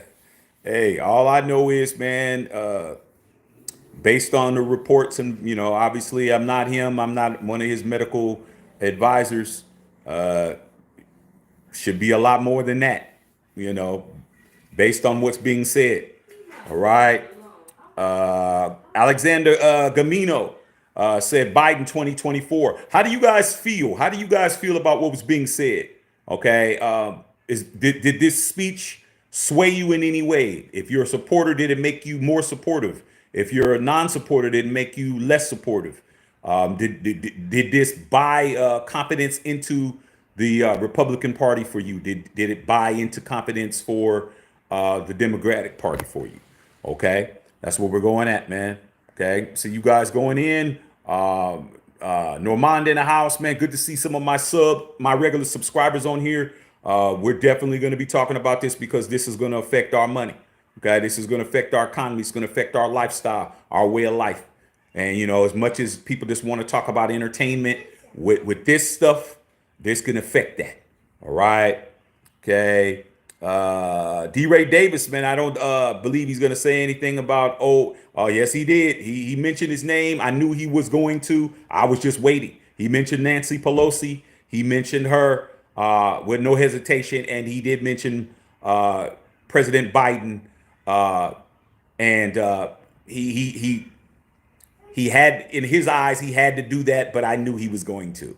I mean, there's nothing better than saying your enemy's name. There's nothing better than that. And then when you got the entire world watching you, and you get to blow your enemy out, that's just what it is. Okay. Corey Cross says, he really doesn't have, Biden doesn't have enough just by waking up. Hey man, all we know is prayers go out to President Biden. My viewpoint is I need both of these guys out here. I don't need nobody getting taken out by bullet. I don't need nobody getting taken out by COVID. I need these guys sitting on a podium going at each other, man. That's what I need. That's what I'm trying to see. All right. I'm not trying to see, oh, well, he's sick, he couldn't make it. Oh, this happened, that happened. No, I need both of these guys to get out there and do what they got to do, man, so I can sit here and I can judge what's popping. I need to see these guys go at it in these debates. All right. What's going on, Sarah? Hey, Sarah, appreciate you texting me. We went live earlier talking about the financial implications on the Republican Party becoming in power and what's that going to mean to the finances. And then I just said, you know what, when I was watching it and I saw Hulk Hogan, I saw Kid Rock. I'm like, man, I got to go live. All right. What's going on, man? All right. Otto says, put me in office and we all going to be eating good. That's what I'm talking about, man. I mean, shoot, anybody that could throw a couple of M's, Otto, you could throw a couple of M's and not M&M's. I'm talking about millions. You could throw that. I could definitely give you a routing number and you could throw some money in my account if you was the president, man. I'd definitely take it. Okay. Hold on a second, you guys. Like I said, I'm definitely going to be getting rid of people. I ain't even going to even give you a chance to get no type of stripes on here. Okay. Son Kurtz, sometimes you guys will realize mainstream media tricked you. I don't know who you're referring to, Sean. I mean, you don't know me. I don't know you. But I don't view me paying attention to what's going on in the world as me being tricked. I think the trick is acting like it didn't happen, acting like it doesn't mean anything and you're not paying attention. I think that's the trick. I think the trick is definitely you thinking that this isn't going to affect you and you can just go about your business. Okay. If you're flicking through right now and you're watching old reruns of I Love Lucy instead of watching this, don't complain later on when your bag is affected. I'm paying attention to what's out there. I'm paying attention to what's going on in real time. All right. So for me, I don't feel that I'm being tricked at all. I think the trick is uh, don't worry about it. Everything is going to be fine. Ain't nothing changing. Okay. Okay. Hemi's talking about the slogan's been around since Trump's term. America has never been great for black people. Well, man, at the end of the day, man, when you're put in, actual documents that you're 2/3 of a person in your own in your property, no, of course not. We didn't come over here willing participants, but you know, that's not an excuse, man. It's not an excuse to not get out here and do what's necessary. I think collectively, if we would all get our ducks in a row, we can make some make some things happen. I mean, all the minorities. It's just a matter of us forming Voltron. As you can see, the Republicans are forming Voltron, dog. They're not playing. Okay, the Avengers assembling. All right, you're seeing it right in front of your eyes. And I've been trying to tell the homies, like, man, this is not the time for you to be acting like you're too good or you too cool for school. You need to be paying attention to what's popping. Even if you don't plan on, voting or being active in it later on down the line, man, when some things change or you get caught up or, you get caught up in a case and then you find out that your little 3 or 4 year bid is turning into a football number, then, don't be crying, bruh. Take it like a man. Okay. Sarah said JD Vance didn't vote for Trump in 2016. He told everyone, my God, what an idiot. He said a lot of other bad things about Trump. One thing about JD Vance, he also did is he had a couple of big time he liked a bunch of anti-Trump tweets while he was in office that was very demonstrative.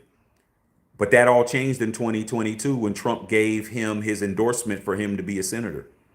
See how quickly things change, bro. I mean, we can all get along if the bag is secured. Hey man, let bygones be bygones, man. Yeah, I read what you said, dog, but you know what, man? How about being my VP? His life has changed forever, bro. His life has changed. His wife's life's changed. His kids, his whole situation is changed.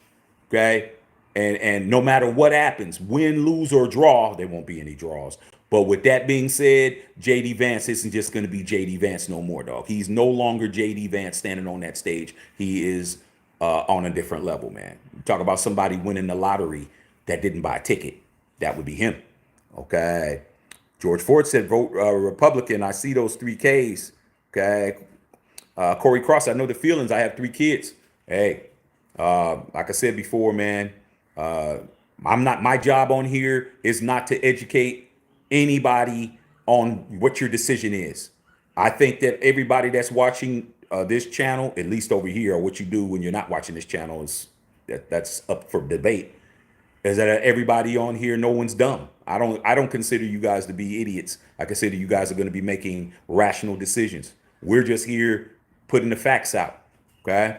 Like I said before, dog, if we're putting the facts out that it's raining outside and it's snowing outside and it's thunder and lightning and you walk out with a bikini on, okay, or a Speedo, don't complain about getting wet. We tried to tell you. Okay. So it's your decision. Hemi talking to Sarah, Stanky's talking to Sarah K. Scott, Shanika Divine. I'm not into politics, but I think Trump is going to be what these people expect. I think this is a disaster waiting to happen. In my opinion, none of them is good. Trump is just talking a good game. Well, one thing Donald Trump can do is talk. That man has the gift of gab. That man could he definitely was out there freestyling. Okay, he was deviating off of the thing and jumping back. That man can get out there and he can spit. All right, without in hip hop parlance. Okay, he could spit, and that's what he was doing. He was spitting, and those people were eating it up. Okay, those people in that building. I mean, who stands up for a whole hour and a half, bro? Like, I mean, damn. Okay, he's up there speaking for a whole hour and a half, more than an hour and a half, hour and 40 minutes, and your behind did not hit a seat at all. Your back did not hit the back of a seat at all.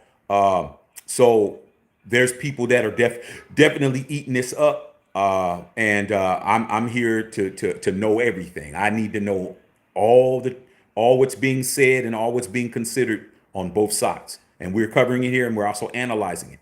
Okay, so I think a lot of people are far more in tune because of the attempt on his life on Saturday, and I think a lot more people are more in tune because at the end of the life, you know, his mortality, like he said, was millimeters away. And so I think people are rejuvenized in speaking about this thing, man. So we're gonna go from there. But appreciate you being here, Shanika. Please sub the channel.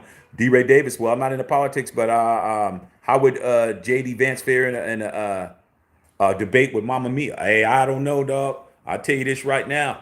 I'm looking forward to seeing those VP debates too. You know, well, it depends. We don't even know. We don't know what's going to happen based on what's being said. Joe Biden is being asked to step down, so we don't even know what the hierarchy is going to be unless Joe stays in. But there's a lot of dissension going on with the Democratic Party right now, with 19 senators, unsure whether or not they want to give him the nomination. So it's kind of up in the air. All right. Okay. Deep Off says I'm voting for Trump for show. A lot, you know. Hey, that's your right as an American citizen to vote for who you want to vote for. Okay. Corey Cross said me too. Sarah says he also called Trump irrehensible. Rehensible. Okay, and compared him to. Okay, I can't say that name. Very interesting how Trump would discard JD Vance and previously said about him. Like I said before, somebody changes your trajectory and changes your life. Hey man, I'm a true believer that if you give people enough money, they'll get along. They'll get along at least face value. Okay, telling you, that's just how human nature is, man. If you're getting something out the deal, it's harder to be a Billy Badass when this man waves his hand and your whole life is different. You got the Secret Service detail around you 24/7, 365, dog. Okay. Sean Kurtz says, make America America again. Stacey Kirk said Trump all the way. Hemi. Like I said, I'm not going to keep reading that.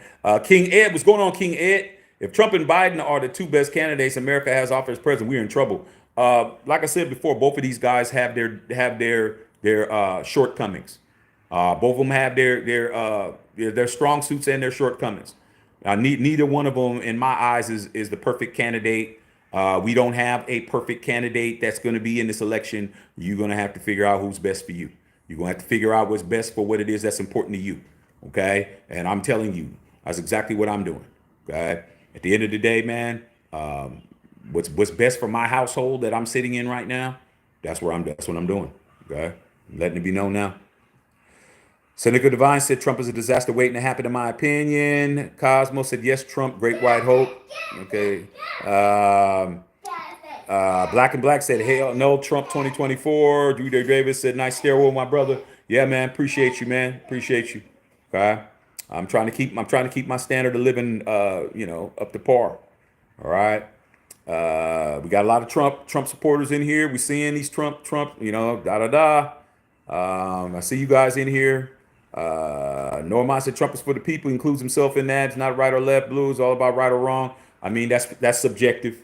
That's subjective. I mean, it's not, I'm not willing to take it that far. I mean, you have to look at people's track record.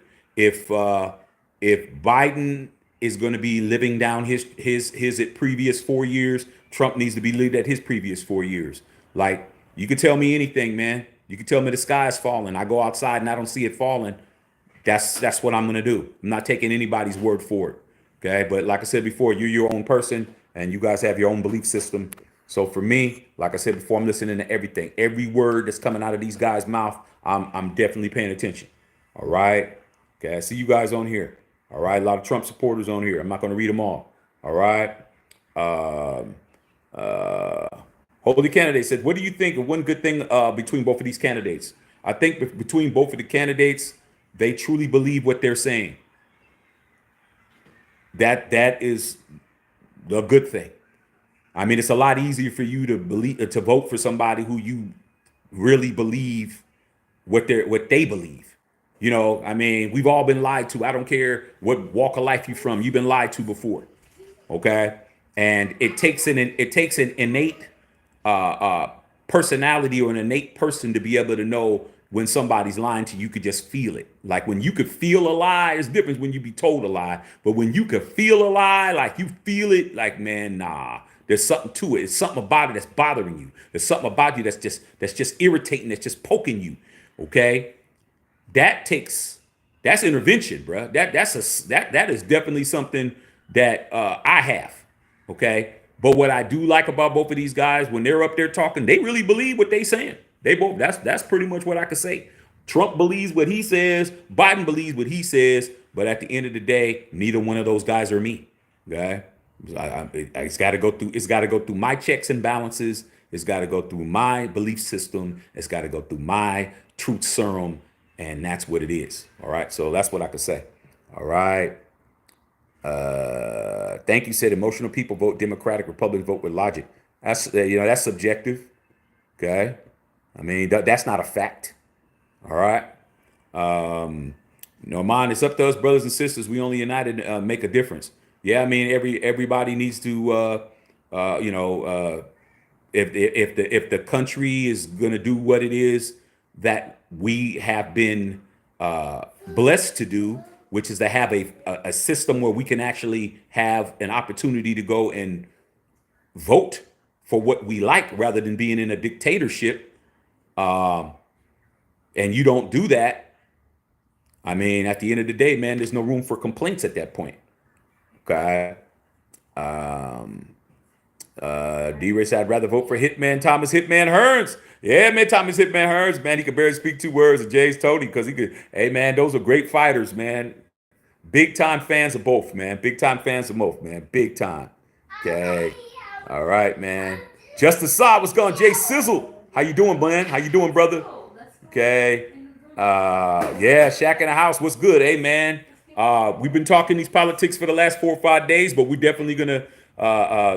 I'm gonna finish up tomorrow talking about the financial implications of the Biden administration coming in. But make sure you check the video out from earlier when I talked about the financial situation in regards to the Pence and Pence. I keep saying Pence because I'm thinking Mike Pence, but Trump and JD Vance. I just got to get used to saying that. Okay.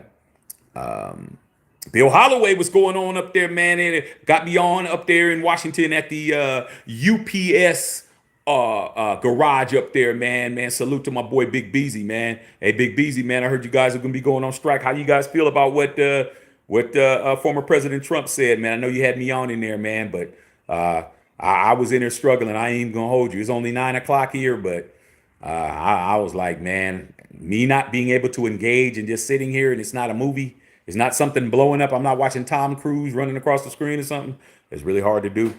All right. Hammer and Raider Hank said, just got word, Sleepy Joe. Yeah, that's good. Is he? I mean, you out? Is he out of the hospital or is he out of what?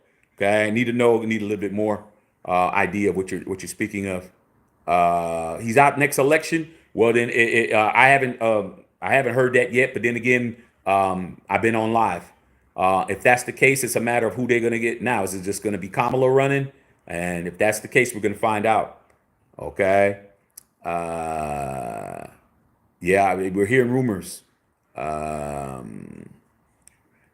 Cosmo Dave 69 said everyone loved Trump before 2016. How quick y'all sheepy forget? Okay, man. Like I said, man, everybody has their right to their opinion. Yes, he's opting out of the race. Well, I mean, why just lose, bruh? I mean, he's not gonna win. He's not gonna win. He's not gonna win based on what's been happening with him. He's definitely looked, out of place. The Democrats, it's their opportunity to try to circumvent what's going on right now. I mean, you're talking about somebody blowing definitely getting blown out of the gym right now. Okay. Bill Holloway said unions. Yes, sir. Okay.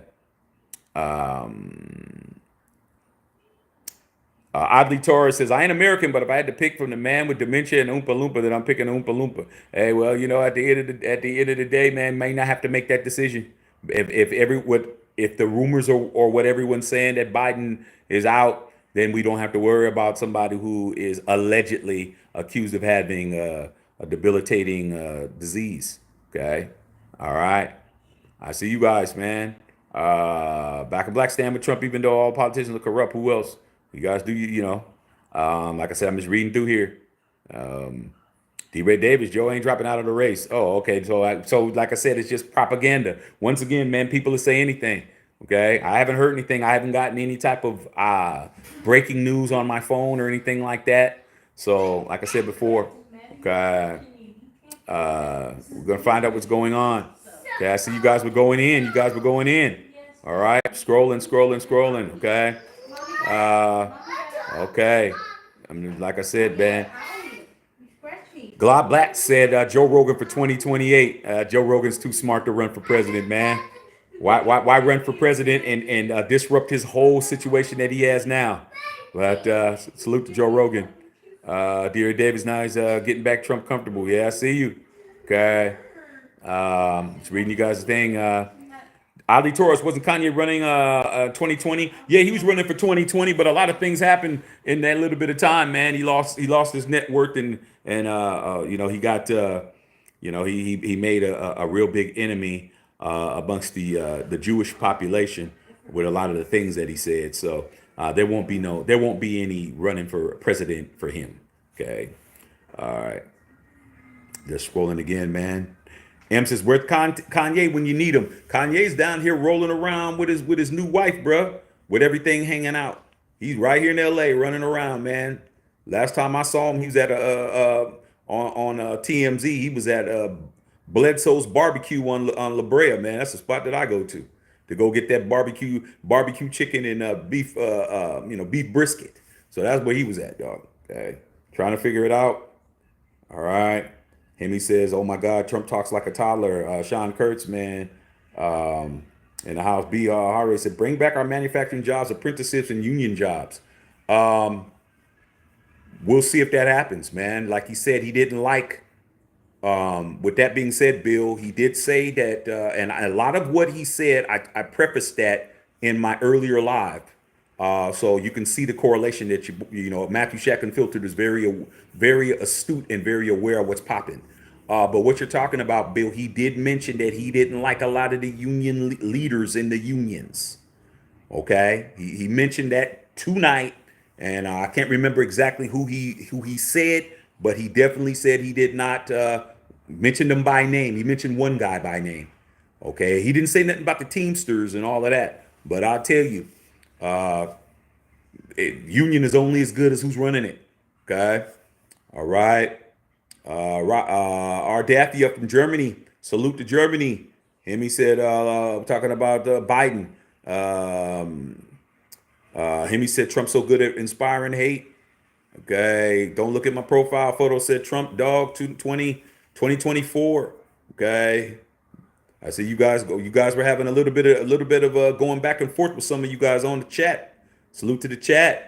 Ray Bosby was going on. Hey Shaq, you called his whole speech an hour before he took the stage. Salute to Ray Bosby for understanding that I definitely did break down that entire situation when he started talking about energy and he started talking about drilling for oil and getting rid of the mandates for electric cars and all of that. I tried to tell you what his focus is. It's in that live. I will say it again. He's talking about institutions, manufacturing, gas, natural resources like that, taking the mandates off of these electric cars and all of that, so they can build gas and get oil, so we can get these cars on the road, to get these cars that no one's buying. And he went in on all the money that was spent on those charging stations and all of that. I mean, Trump is not trying to, you Tesla owners and you Prius owners and all you guys out there, man, he's coming for you guys. And I don't understand why Elon Musk is talking about Trump this, Trump that, when he just basically said, hey, what you're doing isn't American. Okay, I'm telling you. All right, I'm just being honest. I'm just telling you what the man said. But you're right, Ray Bosby. I did say it an hour before. D. Ray Davis, crazy man, crazy. All right, Joseph Pollard, Hollywood could not make this stuff up. Nah, they couldn't. This will be, if this was a movie, if this was an actual movie, we would be saying this is a very bad movie because it would be so over the top. That would never happen. Trying to tell you, dog. Okay, can't make this stuff up, you guys. Okay, Lisa Blackman, what's going on, Lisa? I'm not voting for this fool. I'm in the medical field, and trust me, this man is dangerous. A lot was said tonight. Okay, and if you weren't really paying attention and you don't understand that right now the voting odds, the betting odds in Las Vegas has Trump at 66% winning this situation, winning this election. He's at 66%. There's plenty of time for the Democrats to figure it out. The Democratic National Convention is going to be August the 4th, and it's going to be in Chicago. And they better be ready to roll, dog. They better be ready to roll. Everybody was sitting there. The most interesting part about everything that Trump said to me was his first person account of the attempt on his life. That's what I really wanted to hear and get a perspective. But everything else the man said is right on brand. Everything else is what I said earlier. Everything he said was right on brand. Okay. Red Hunter, man, country the way it is, because we're all being taken for a ride. Yeah, I agree with that. I think we definitely all being taken for a ride, but some of us are being taken further down the road than others. Okay, some of us are looking way down the road and we're seeing that it's a dead end street, and some of us are still in the vehicle, and the vehicle isn't slowing down. It's looking like you're gonna run right into a brick wall. I got off early, like, oh, okay, could you please pull over? Let me get out right here. Okay, I know what it is. All right, D. Ray talking to Lisa Blackman, Sharika Devine. The fact that people think this world is going to be perfect with Trump as president amazes me. Well, people got different things that they think is a perfect world. Some people, if they're doing fine and you're not doing fine, it's a perfect world. But there's a lot of people out there that's selfish. A lot of people that think about themselves, and that's long as they're looking and they can go in their refrigerator and they can see food, they can have food that's rotting and or food that they don't want, and somebody's outside starving to death with a family, little kids, and they wouldn't give them nothing. Say, hey man, figure it out. So not everybody has compassion. All right. Okay. Like I said before, hold on a second. Okay, like I said, man, it doesn't take much. Anybody on here that says or anything that I don't like, you out of here. I'm just not even going to even address you. Just be gone. Okay. Bill Holloway said FDR said some of the same statements. I mean, he's referenced some of the past great great Republican presidents ever. He mentioned Reagan. I mean, Reaganomics. Bill, come on, Bill. We were in high school learning all these Reaganomics. That's all we heard the whole time. We had 8 years of that. We know the whole Ronald Reagan situation. We were voters, man. Reagan, when we graduated high school, Reagan was running for office again. Our first president that we voted for or against was Ronald Reagan. Okay, Walter Mondale and all of that. That's when we barely got turned 18, bruh. So, they always bring up Ronald Reagan. And remember, they used to call him the great communicator. All right. Bill Holloway says, "Wow, MS-13 by name. That right there is here in L.A. They know now. They really don't want that to happen. MS-13 is all over LA. There's a bunch of other gangs too, but you see their taggings all over everywhere. Okay, MS-13, they tag neighborhoods and blocks, and they got a lot of territory here, dog. They got a lot of territory, and him saying them by name, I mean, he could have said a whole bunch of factions here. There's like 450 gangs in this city.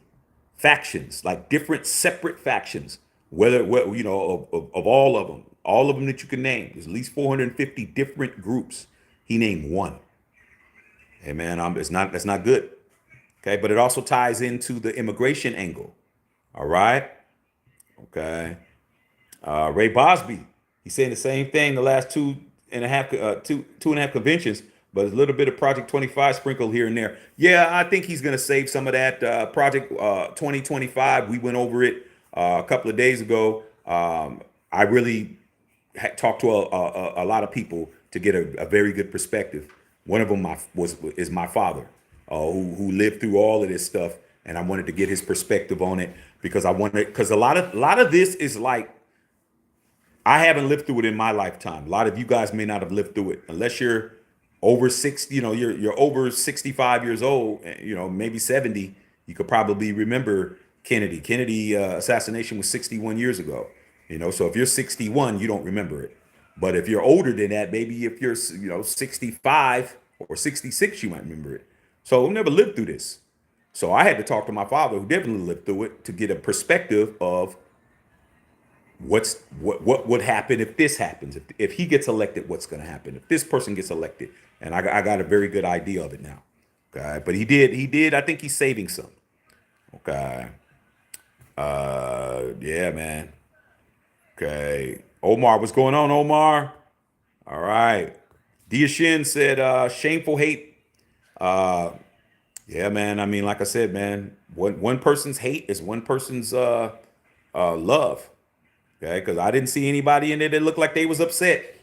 I didn't see anybody in them stands and standing out there. It's just like being at a damn concert and everyone's a fan of the artist. Everybody's standing there basically singing the song. Nobody looked upset in there at all. Okay, not even a little bit. All right, Dia said all lies. Justin Saw said Trump keeping it 100. I'm not gonna lie. I think, like I said before, I think he believes everything he's saying. I think he definitely believes everything he's saying without question. All right. But at the end of the day, man, his truth isn't my truth. I'm not a guy that's worth $5.3 billion. I'm not a former president. I'm not 78 years old. I mean, there's a whole bunch of things that even though he might have been speaking 100% truth, whose truth was he speaking? Was he speaking mine? Was he speaking my wife's? Was he speaking my son? That's the key. That's what I got to say. Okay, yeah, that's beautiful talking from your perspective, but I'm looking for signs that he's paying attention to what's going on with me. Okay, I mean, I'm gonna be honest with you. I mean, he mentioned blacks about a job. He mentioned blacks about a job being taken by immigrants. That's what he said, and Hispanics. That's pretty much all he said. Everything else, I didn't hear nothing that really pertained to me as far as my background. I ain't hear nothing about that. But as an American, I heard a whole bunch. Okay, so that's where I got to say on that. Lisa Blackman says he's leaving out Title 42 when in a pandemic. It's not immigration reform. Yeah, like I said before, that pandemic that put a monkey wrench in a lot of things on both sides. Trump had things already that he already had implemented when Biden came in 2020 of January. That's when it hit, and a lot of things got thwarted because of that. So, we're 4 years past that now. So we're gonna find out what's going on. Dylan saying MAGA. Daya said talking Science of Lamb was not based on a true story. He's deranged. I mean, Trump is in the entertainment business. I don't know where you guys. I keep trying to let everybody know Trump is in the entertainment business. Don't act like the Apprentice wasn't the #1 show on television. Don't act like that, bro. That man is an entertainer. That dude has owned teams in the USFL. He put together the USFL. He paid Herschel Walker at the time, who was the best player coming out of college, the biggest biggest pro football contract of all time. This guy has owned football teams. This dude has been an actor. He's been in movies. His dude has had a hit television show. Like, I mean, this is not a man who is just a politician. This guy's been a mogul. This guy's been a newspaper owner. This guy's been, I mean, it just goes on and on and on, man. God. Dylan's talking to people keep saying cry lips. He said rhetoric should arguably be most important quality for a leader. Trump talks like a toddler. Like I said, I'm just reading what you guys are saying.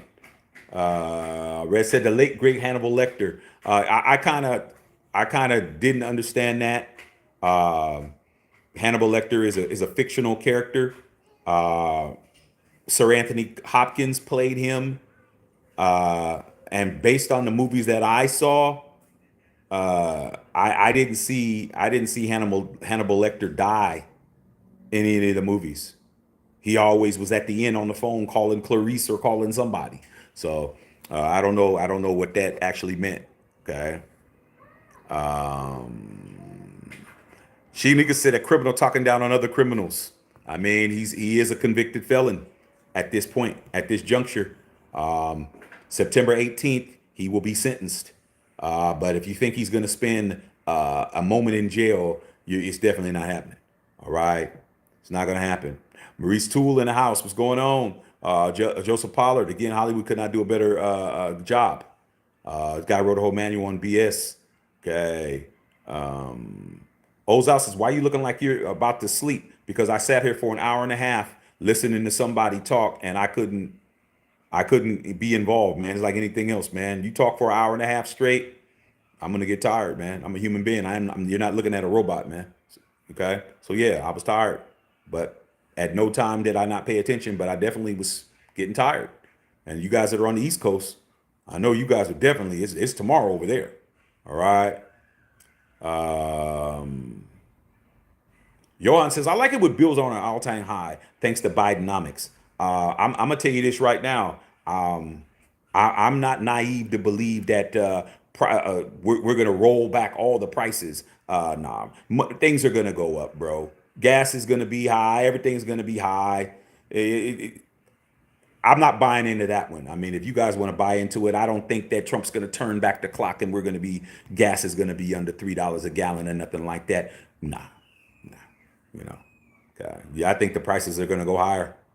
Norman says, I hate politics. I'm going fishing. Okay. Hemi says, because Trump repeats himself, talks like a child. I'm just reading you guys' comments.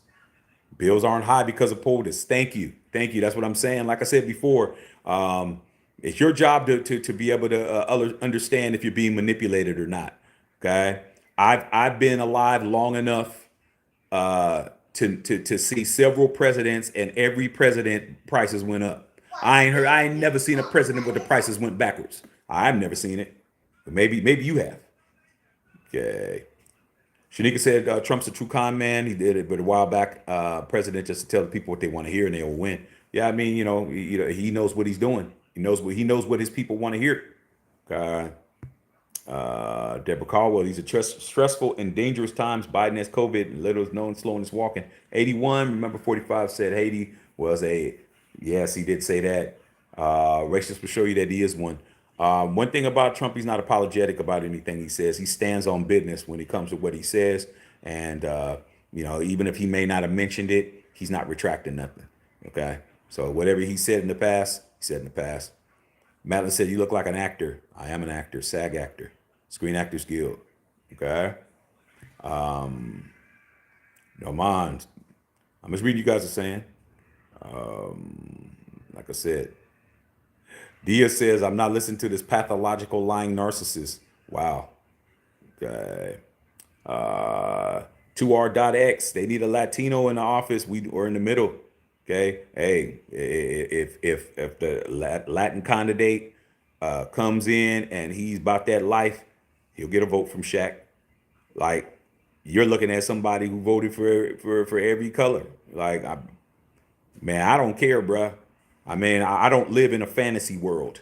I live in a world where there's different people. I live in a melting pot. I live in a country where I have to deal with everybody. That's why I don't understand why racists, and I don't understand why you guys are here. Like, you need to go to a country that's segregated. You don't want to see black, brown, white, and Hispanic and Asian and Indian and whatever, and immigrants and all these people coming together forming Voltron to make a country. Why don't you just go to an isolated country? But you won't do that because you don't have the guts to do that. Instead, you're gonna sit here and just complain while we laugh at you. Like our lives aren't being affected by anything you say. Like, no matter what you say, you got to deal with us tomorrow. Okay. While you're putting putting dog food inside of those bags at the grocery store, bruh. You're gonna be doing it with a black person, a brown person, a white person. You're gonna be doing it, and you're gonna not say anything while you're on that clock. So, like I said before, man, it's just you can't make this up. Uh, D-Ray's asking you guys a question about if that was truly believable. What happened on Saturday? You guys should answer him. Okay. Carlan says, I've never seen so many people not want America better than the state it's in now. Well, that's subjective. Some people think, some people don't, some people like America as it is. Just like when Trump was in office, they liked America how it was, and a lot of people didn't like how it was. You're never gonna satisfy everybody that's involved. It's just not gonna happen. Okay. Sir from Indonesia in the house, man. Okay. I'm just scrolling through, man. A lot of questions on here. You guys are really going hard in the paint. Maurice Toole, just what happened. People have faith. You guys are happy chopping it up. I see you, man. Carl Land said this isn't just a political battle. It's a spiritual battle. It's always a spiritual battle. But only if you have a spiritual well-being. It's the only time it's gonna benefit you.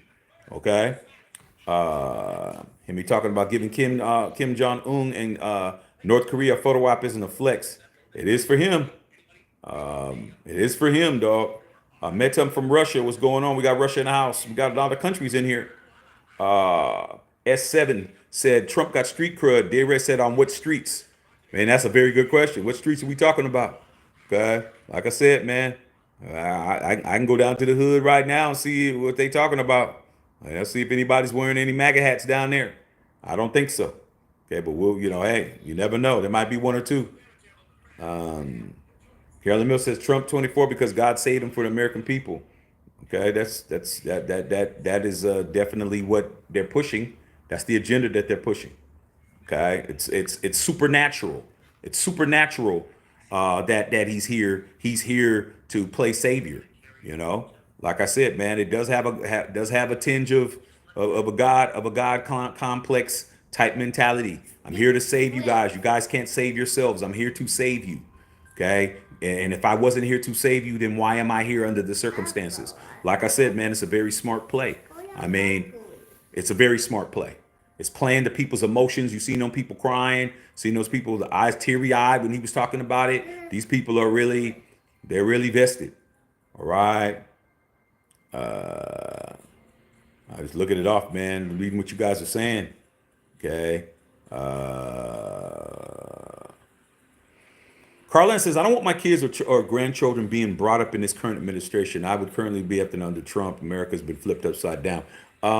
Like I said before, everybody's going to do what's best for them. What's best for you might not be what's best for me. Now, what's best for me might not be best for the next person. So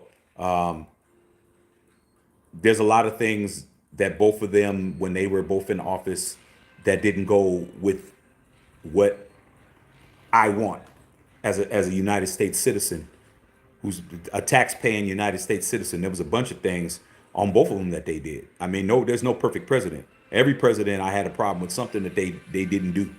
Okay. So for me, when I hear people say, I don't understand why somebody wouldn't want this or why they would want that. Different lifestyles, different skin, different backgrounds, different upbringings, different situations, different opportunities, not the same. Not the same, dog. Okay. So, that's the beauty of being here. We all have a right to choose what's best for us. And a lot of times what's best for you, what's best for the goose ain't best for the gander. That's what it is. Pat Ingram said he's so full of S. Okay, I believe you guys are talking. I'm just scrolling through. I'm not going to be able to read all you guys' comments because you guys are going in. Red Hunter, nobody shouting them. What about taxes? I mean, those people, they're not detractors. There's no detractors in there. There's nobody in there that's against Trump. Everybody in there is pro-Trump. I wouldn't be surprised if they vetted everybody out. I wouldn't be surprised if you had to fill out an application and give your social and they ran checks on everybody. I would not be surprised, bro. God. Justin Saw said you dozing off, man. I was almost there, man. It was You know, at the end, it started being tough sledding at the end, bro. Okay, he started off engaging, and it just started becoming like a conversation, not really like he was talking to his people and he wasn't talking to everyone else. Okay. Um, uh, like I said, man, anything that I don't want to, pay attention to, I'll just get you out of here, show you to the door, throw you out like Jazzy Jeff. Uh, Maurice Toole, please, please, please, Patrick Lawyer, all lies from the Orange Monster. I never heard him being called that before, man. That's interesting. Lisa Blackman, how you gonna go get a cure for cancer, but nobody wants to get rid of Affordable Care Act that's supposed to be denied pre-existing conditions of diabetes and asthma? Um, that's the key. It's like how does that work, Lisa? Like you said, you're in the medical profession. How does that work? If you don't have the proper medical attention, you don't have the proper medical insurance. How do you get coverage? Everybody in this country does not have insurance, man. And these hospitals, they're not fooling with you without no insurance, man. They might as well throw your butt right back out on the street. Fambo, salute, man. Appreciate you, Fambo. You know how we do it over here, man. We gonna get to the fun stuff, man. But when it's time to get serious, we're gonna get serious. Okay, it's time to be serious, man. We've been serious the last 4 or 5 days. All right, probably going into the weekend, we'll lighten it up, have a little bit of fun. I will finish up what I had to say tomorrow, probably tomorrow morning. Make sure you guys are checking out all the lives. Make sure you're checking them all out, man. We've been since we've been on this, we have hit numbers that we've never hit ever on this channel. This channel has beaten previous high viewage and people subbing the channel, man. So people want to talk about this, and we're going to stay on it. But we are going to have fun and talk about some fun subjects as well, man. Talk about pop culture, in sports. We got training camp. We got for football. We got a bunch of stuff that we're going to be getting into. But we're always going to be flipping gears. Okay. So people that may not be interested in some of the other things we're talking about, we'll have content for them as well. All right. Red Hunter said the fantastical nonsense is the problem. Doesn't matter who wins. Yeah, there's a lot of pie in the sky. There's a lot of open-endedness, but we'll see how it all plays out. Yeah. Johan in the house, man, speaking some situations. Hold on 1 second, man. Like I said before, it don't take much for me, Mitch. All I got to do is push 2 buttons, and I clear the decks. Yeah. Maurice said, why is it a big argument? Children get along or bounce? Yeah, I mean, it's it is what it is. Viking woman, hey man, you're just a ride in my city where I live. Hey, I tell you what I don't want, and that's a ride here in LA. I don't want that. I mean, there's some things that I don't want, bro. Okay. All right. Like I said, it don't take much. 2 buttons. Marcel Wilson said, I'm struggling out in North Cackalack. Yeah, man. I know out in North Carolina it's already 1 o'clock in the morning. A lot of you guys are probably watching this in the morning. Riders on the news. Okay, I'll check it out. All right, like I said, I'm just rolling through. Super Serial in the house, man. Viking was there was a ride in UK, England. Oh, what was it over? I like the UK, man. I always have a good time when I'm over there. Yeah. Robert Policy said no policy, no substance. Hey, babe, he's sitting in the chair, ready to eat. He said told you to come down. Get him something to eat. Yeah, he's telling you, he said, Mommy, come down, I'm ready to eat. All right. Yeah, I've just seen what you guys are talking about. Yeah, you hear children in the background. Yes, man, I'm a father. I'm a parent. Okay. So you're gonna hear children. All right. Okay. Yeah, see you guys on here, man. All right. Dr. Ketchup, what's going on? Said, who am I voting for? Whoever's best for me and mine. I'm going to listen to everything, all the issues. I'm going to know what everybody's saying. Of course, you never know what 100%, but I'm going to definitely know what I'm doing when the time is right. I'm going to know what I'm doing, and that's what I'm doing. I'm definitely not playing. Okay, so whoever's best for me and mine is what I'm doing. It's an uphill battle. Yes, sir. Lord say I look mad. I mean, if you maybe I was bored, bro. Maybe I was getting tired. Okay. Like I said before, man, you can't make this up, man. You can't even just sit back and listen to an hour and 45-minute speech. What I'm supposed to be grinning like a Cheshire cat the entire time. Like, come on, man. Like some of these things. Who knows how your face was looking? Maybe somebody looking like somebody pissed in your alcoholic beverage you were sipping on. Who knows? Like I said, you're looking at me. I'm not looking at you. Okay. Dr. Ketchup said Trump makes people mad. He does. He makes a lot of people angry. Okay, he does. Biden does too. I mean, you're not doing your job. If you're not making people upset, then you're not doing your job. Okay, if you're trying to do that. Marcel Wilson said, "Man, the tiki torches will be out in droves. He ain't losing. He ain't losing as far as today. The Democrats got some serious film watching to do. They got to watch some film, bruh. Okay." Right now, man. It looks like Trump is running a Kansas City Chiefs offense right now. Okay, yeah. Again, tomorrow's Friday, babe. Yeah, I said a total good thing tomorrow's Friday. That's Yeah, the reason why we can't stay up. yeah. Tomorrow he could stay up later, but you know how he is. Okay. D. Ray Davis says he's gonna lose. Sorry, Trumpers. Fatima said, "Do you like Joe Biden?" I don't have a like or dislike for anybody at this point. It's not even a matter of that. To me, that weakens. To me, it weakens you. In this situation, if you like somebody too much, then you're not gonna see the things that are a red flag as easy.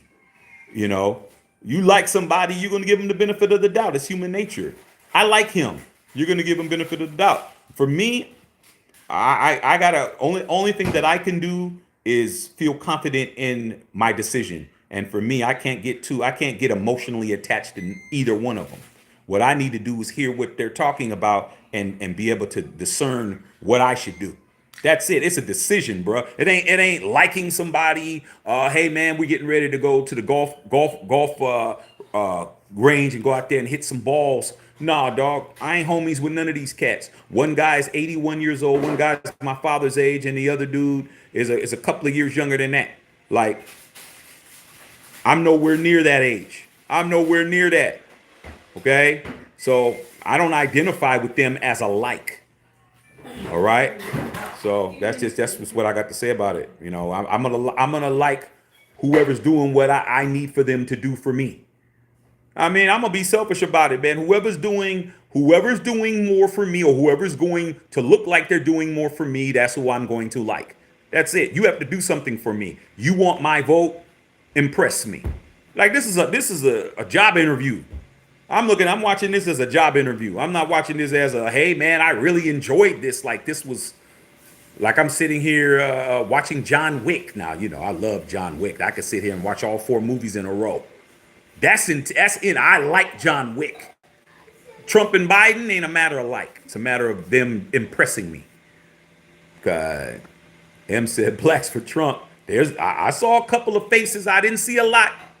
I definitely saw a couple of droplets. Okay, but not a lot. I didn't see a lot that looked like me in there. Okay, I'm gonna be honest with you. I didn't see it.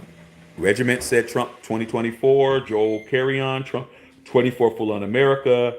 Hemi said let's support for Trump. Lisa Blackman said nope. Biden Harris. Okay. Let's. A lot of people right now are that attempt on his life has swayed a lot of people. I'm hearing things from people who I've never heard them say anything positive about Trump before because of that. And you play whatever hand you're dealt, okay? And even though that wasn't a hand he needed to have, the way it turned out, that's an ace, man. That's an ace in your hand, okay? You guys are divineful. You guys are talking. All you guys are talking about. POTUS doesn't matter. Wizard said Biden can't even say a full sentence. Hey, that may not be applicable pretty soon, based on what's being said. Biden might be He might get put on the on a little jetty, and he go out there and go fishing for the rest of his life. All right, okay. Said it doesn't take much, man. Two buttons, and you were here. Now you see him. Now you don't. Where was Kanye, man? Somewhere. Marcel Wilson said Hulk was cringy. I mean, you got to Hulk Hogan is 70 years old, man. I mean, we all know, grew up Hulkamania and loving the Hulkster and all of that. But let's just keep it a buck 50, man. Hulk Hogan's 70 years old, bro. Okay, that man is 70. You guys still identifying with him like that? Like a lot of people are still hero worshiping, man. Like Kid Rock, man. You guys are still, Kid Rock is 50 something. Like these guys are not, to me, they're not what they were when I was younger. I'm a fully grown man with a whole family. Like me seeing Hulk rip his shirt and do all of that didn't hit the same Bill Holloway that it hit in 84. It didn't hit the same. Okay, just keeping it gangster. Okay, Johan says, I'm regret voting for this MF. Biden. Well, you'll be able to do something about it within a couple of months. All right. Zelda Mojo said, do you feel the economy is likely to collapse in the near future? Yes. Absolutely. I think that I don't think we're going to have a full-blown depression, but a recession is coming. That's facts. Okay? Recession is absolutely coming. All right, because it makes sense for it to come. How do you have a resurgence? You have to go down. Things have to go down for you to pick them back up. If everything stays like this, nobody is up in arms. Nobody's upset. Okay, no, somebody was asking me earlier today. They said, "Hey, Shaq, do you think that they're going to cut the interest rates down before the election?" I said, "Hell no, nope. Gonna make us sit right here and deal with it until we make a decision as far as electing somebody." All right.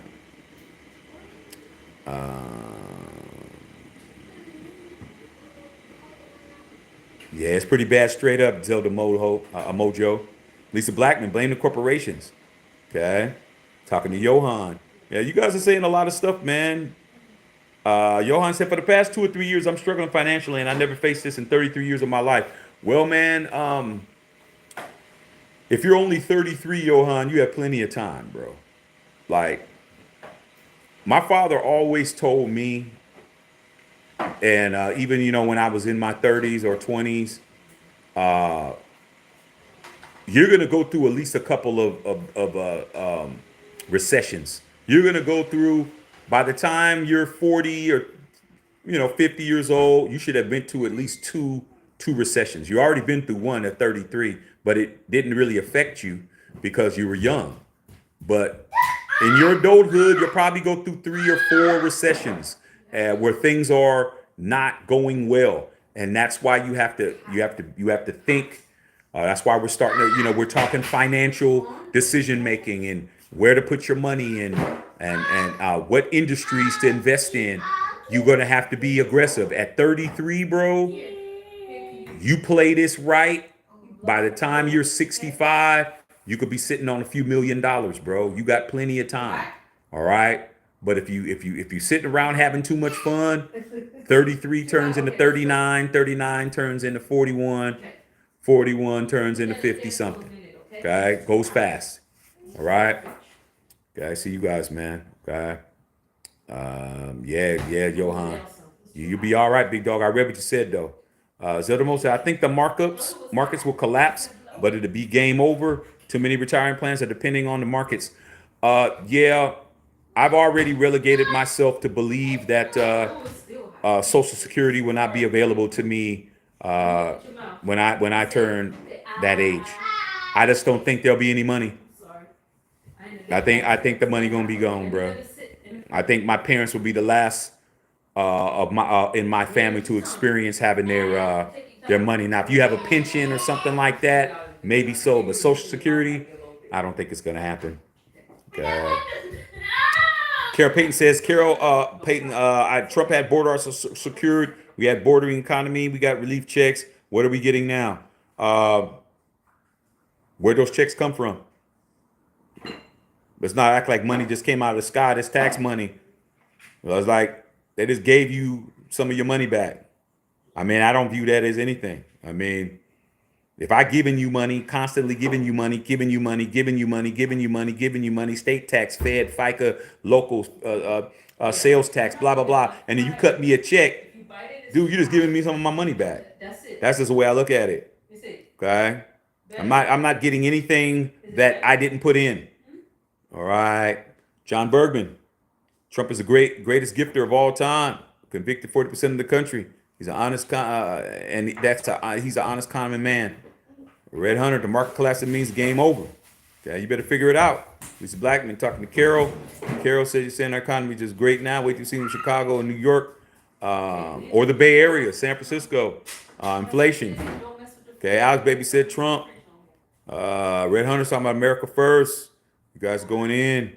Alex B said, "Can you understand what Biden actually says, though?" I don't have a problem understanding it. It's just not as fast and it's not as concise as what as Trump.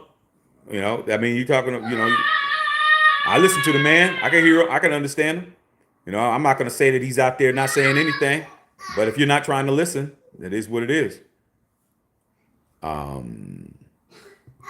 I said, I'm just scrolling.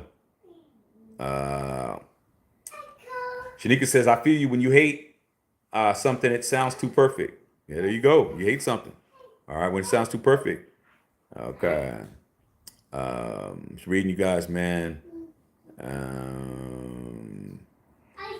August says it's not what Biden that you're voting for. Okay, I understand that. Trump that you're voting for. It's the politicians that are running straight red and blue, two ideological paradigms. Yeah, it's the end of the day, man. That's pretty much it, man. Separation. Okay. It's like anything else, man. You got your favorite football team and you're playing against your rival. You know, I don't think you're gonna start rooting for them to beat your team. I think that's what it is. All right. Division isn't left to people. Yeah. Radical ideas. Okay. Paul Smotherton, what's going on? What's good, gang? It's popping. All right. I'm just saying. Alec B, how about God? How can anyone look at Saturday and not see divine intervention? It depends on whether or not you have that belief or not. I know plenty of people who believe in God who didn't see divine intervention. Like I said, man, a lot of subjectiveness, it comes from you having the freedom to be subjective. For you to have a feeling to be able to tell yourself this is what it is because you believe it. But the beauty is Mommy's over there. Okay. All right. Okay. You know, I think God is on everybody's side. I don't think God has a political affiliation. That's just me. I don't believe in that. Okay. I don't believe God is a Democrat or Republican. Because when something goes good for the Dems, they say the same thing. And what do you say? Oh, that was BS, man. Oh, man. Same thing, dog. Like I said, you know, I don't think God cares about the election. I think God has more important things to do. That at least what I believe. Okay. So, you know, people been using religion and all that stuff for centuries to justify something. Let's see you guys talking, man. Okay. August says, belief in the creator, a higher power, using power of discernment, objective reality, as well as common sense, are the right things that the political theater aptly represents. That's great. That was a great post, man. Great post. Henry's talking about Michelle Obama. Michelle Obama is not running for office. Okay. D-Ray says, is it okay to sub the channel, man? But please do. Please sub the channel. If you like the content, sub the channel. We sat here for an hour and 40 minutes. Let the man speak his piece. And now we're on here saying what we got to say, man. Okay. We definitely been putting it down. All right. I can't read every comment because I'll be here all night. All right. If I read your comment before, I'm sure trying to read some other people. Jose Carrion, who you gonna vote for? Like I said, I'm gonna vote. I'm gonna do my due diligence, and I'm gonna make a sound decision. And that's what I'm gonna do. All right. Um, Lisa Blackman going in. JoJo Sports said Trump. Um, yeah, Trump. Okay, I get it. Bill said Democratic tears are glorious. I mean, hey, I saw some Republican tears in there tonight. Let's not act like we didn't see that. All right. Like I said, we're gonna keep it even-handed in here, man. It's not gonna become a one-sided affair, okay? Because like I said, for me, it's about the facts. It's about the facts and what's gonna benefit me as one voter in this election. All right, and you do the same. All right. Yeah, it's crazy, man. I'm just reading you guys' comments, man. I can't read them all. All right. Lisa Blackman said Trump is not pro-union. That is absolutely true. Lisa, because he said it. What he mentioned, I don't remember who he mentioned, but he definitely mentioned that he didn't like a bunch of the unions that are leaders right now, the presidents of these unions, and he said one guy's name in particular. And I'm just trying to tell you, a lot of you guys that are in unions, and you guys, I mean, I'm in a union. I'm in the Screen Actors Guild. That's a union. I pay union dues. Okay. I didn't hear pro-union, man, at all. Okay, I didn't hear that. He wants the people that he wants to be in there, but I didn't hear that. All right. Okay. All right, man. Go get some sleep for a lot of you guys on the East Coast. I know y'all got to get up in the morning, man. I know you guys can't do it. All right. I know you guys can't do it too much longer. I'm scrolling, see if I can get through this, man. I've already been on here almost 3 hours, man. I think we're gonna start to see if I can get to the end. If not, man, I'm just gonna go ahead and go, man, because it's to that point now. Okay, Lisa Blackman talking about it. She's a government employee, and she knows what it is. Lisa said, I voted during the Reagan years, right? Okay. If he's named head of the UAW, I'm a machinist, not an auto manufacturer workers. Yeah, there you go. Okay. Oh, okay. So that's what he named. I'm just saying, Bill. Okay. I just knew that he didn't say nothing too positive about that, man. But like I said, you guys got to do what you guys got to do. I was reading, man. A lot of you guys are going in, man. Like I said before, don't take much to get rid of some of these bozos, man. Just put a nose on them, man, and kick them out. Okay. Like I said, man, I'm just reading you guys' comments. M said black jobs. I mean, the jobs that he was talking about didn't sound too lucrative to me. When he was talking about black and Hispanic jobs being taken, they didn't sound like any jobs that anybody in that building would want. I'm just being honest, man. Okay. Like I said, I'm just reading you guys. A lot of you guys, like I said, I'm just going to read it. David Campbell's made my God's will be done.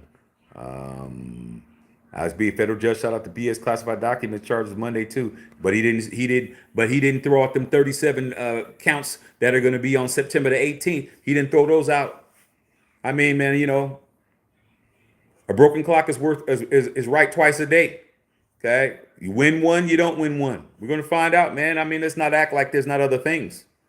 Okay, but he didn't mention those other ones. All right, just keeping it a buck. All right, just reading what you guys are saying, man. You guys definitely are know your stuff. Some of you guys do, and some of you guys don't really. Okay. Aaron Davidson, what's going on? AD, remember telling you that yesterday, Shaq, right? Fees, we don't need to be. Hey, like I said before, dog. I mean, it doesn't bother me, man, because like a lot of people, they can jump in and out of it. I can't. I've been this way since birth. I've been having to deal with, you know, people saying things out of pocket and making jokes, and I've had to deal with it. I got to deal with it every day. So for me, there's no stop. There's no reprieve. There's no okay. Let's chill. Nah, it's constant. So for me, when I see people are in running they running their yaps, I'm just like, we know what it really is, dog. We know. Okay, trust me. All right, because you was really about that life, you would have already been served up already. Okay, you don't hear with a fake handle and no picture and no nothing going on. All right, that's what it is. Okay, I'm just reading you guys. Okay, Don't take much.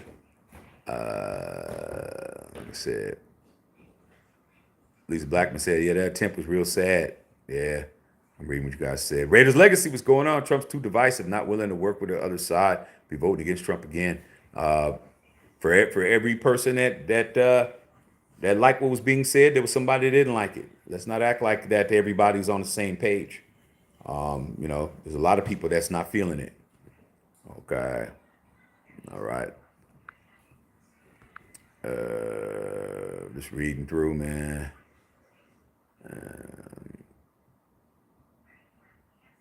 Lisa Blackman said, which American people did God save Trump for? Like I said, man, people throw God's name around, God's name being thrown around, religion being thrown around, Bible being used. That's been going on for centuries, man. People always are going to use what's going to give them a advantage. Okay, crazy as hell. Frank R said YouTube streaming is the backbone of this nation. I think that it's starting to become, we call it the new independent media. We're independent media members. Everyone that has a channel on here that's speaking about, anything that's going on in pop culture or sports or entertainment or politics, human rights, whatever the case may be, we're all broadcasting. We all have broadcasting networks, and people follow you and people sub you and people do all of that. So I agree, man. We're definitely needed. Okay. All right. See some people in here having a good conversation. Guys are going back and forth. This is what I like. Okay. The comment section needs to be just like this. You guys are debating. There's a lot of things on here that I can't say on this platform, but you guys can say whatever y'all want. You guys are free as birds, unless you say something that I don't like. Then I, like I said, throw a nose on you and kick you out the circus. You out the door. Okay, I'm just scrolling. Okay, scrolling, see what you guys are saying. Man, you guys are really going in, dog. All right, man. I mean, you talk about we got both sides of the spectrum. We got people that are way over here and people way over here, and then we got people floating around. All right. Okay. Okay. Let's read in here.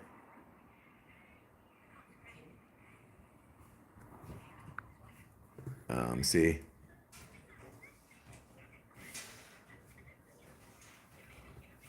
Yeah.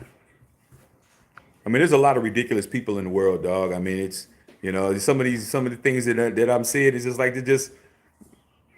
I guess there's always just been dumbass people in the world, bro. No matter what time you could have lived in you could have lived in during the Roman Empire, and there was dumbasses running around. It's just like, man, being dumb doesn't cost a cent. Okay, it's free as hell. There's always a dumbass person giving their opinions when no one's asking for them. It's just crazy, bro. God. I'm just reading this, man. Okay. Yeah, we're going to get back to the fun stuff, man, tomorrow, too. I'm just scrolling, man, scrolling. Okay.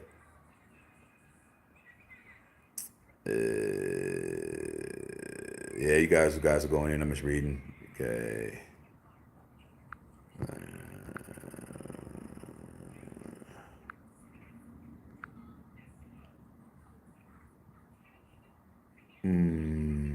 Man.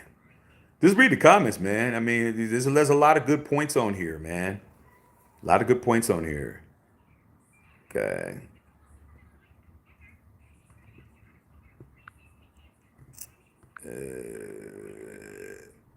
Lisa Blackman. Yes, I heard JD's speech. I'm still voting blue. It's the same fool telling women to stay in abusive relationships. Woo. Okay. Crazy, man. Yeah, we got former President Trump in here. Okay. All right, you guys can talk to him direct. You love him so much, he's right there. Okay. All right. He had time to come in on our feed, man. He had time to come in here and get on our feed. All right. Yeah, I'm just reading, man. A lot of you guys are moved. Said Avery Thomas said, Trump thinking about his attempt made me tear up. And a lot of people was in there boo-hooing. A lot of y'all. Alicia, what's going on? They need a woman in office. That could happen. If Kamala runs, it could happen. Okay. Chef Chicago said, I really like your takes, man. Coming from a white male, I really respect it. I appreciate that, man. I speak from when I'm talking, man, I'm not talking to push an agenda. So I just speak the facts. I give you my perspective, and then I give you guys latitude to do what you think. So I appreciate that, man. If you really like the channel, Chef, sub it. As we're growing subscribers over here, we're building a community of independent thinkers, man. People who aren't afraid to say they thing, and say it in a respectful fashion, and say it with some conviction, and have a good conversation, man. Everybody else, man, we don't want you. We don't need you. Find somewhere else to go. All right. But appreciate that, big dog. Thomas Acosta liked Kid Rock. Okay, he said it was hitting. All right. He said everything. Hulk Hogan went off. Just reading you guys. Okay. Heather Hood said, I'm 38. I want to be more financially smart, but where should I start to learn? Go watch my video I did earlier today, Heather. A lot of what I'm good policy and how policy shapes your money. I didn't know all of this, man. I didn't know all of this, man, until I started figuring it out. There's a whole lot of that, whole lot of how policy is going to shape how your money goes. If you're in certain industries and it's conducive to the administration, you're going to make money, or you're invested in it. And if you're not going to make money. You're going to lose your ass, guys. So this election has a lot to do with money, man. A lot. Okay. All right, scrolling. Okay. Like I said before, it don't take much. Yeah, start with a 401k. I mean, there's a bunch of ways. You either, if you don't start with a 401k, take some of your money out and invest it yourself. Okay, at least with a 401k, a lot of companies match dollar for dollar.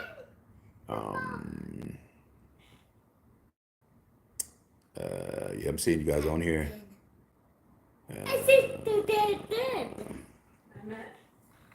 I'm just scrolling, man. Scrolling. You guys are going in. You guys, man, good gracious. Donald J. Plump. Oh, man, Donald J. Plump. I don't know if you're related to Donald J. Trump, but he says, I saw very, very, very few black people at the reception. And wasn't hard. Wasn't hard, bro. Wasn't hard, bro. If you got some rice and you put some pepper on it, you'll be able to see it, won't you? Okay. Yeah. I didn't see a whole lot of pepper on that rice, bro. I don't keep it gangster. Okay. Yeah, I'm reading what you guys are saying. Talk My S said, stop Social Security means that the old people in the old folks home will have to start paying, and that's not going to be good, man. You're talking about people who can't afford to, they don't have a way to make a living. You don't have a way to make a living. Okay. Yeah, crazy as hell, dog. It don't take much. Or get kicked out, yeah. Okay. Just reading you guys' comments, man. Raider Young says all about LA. You already know.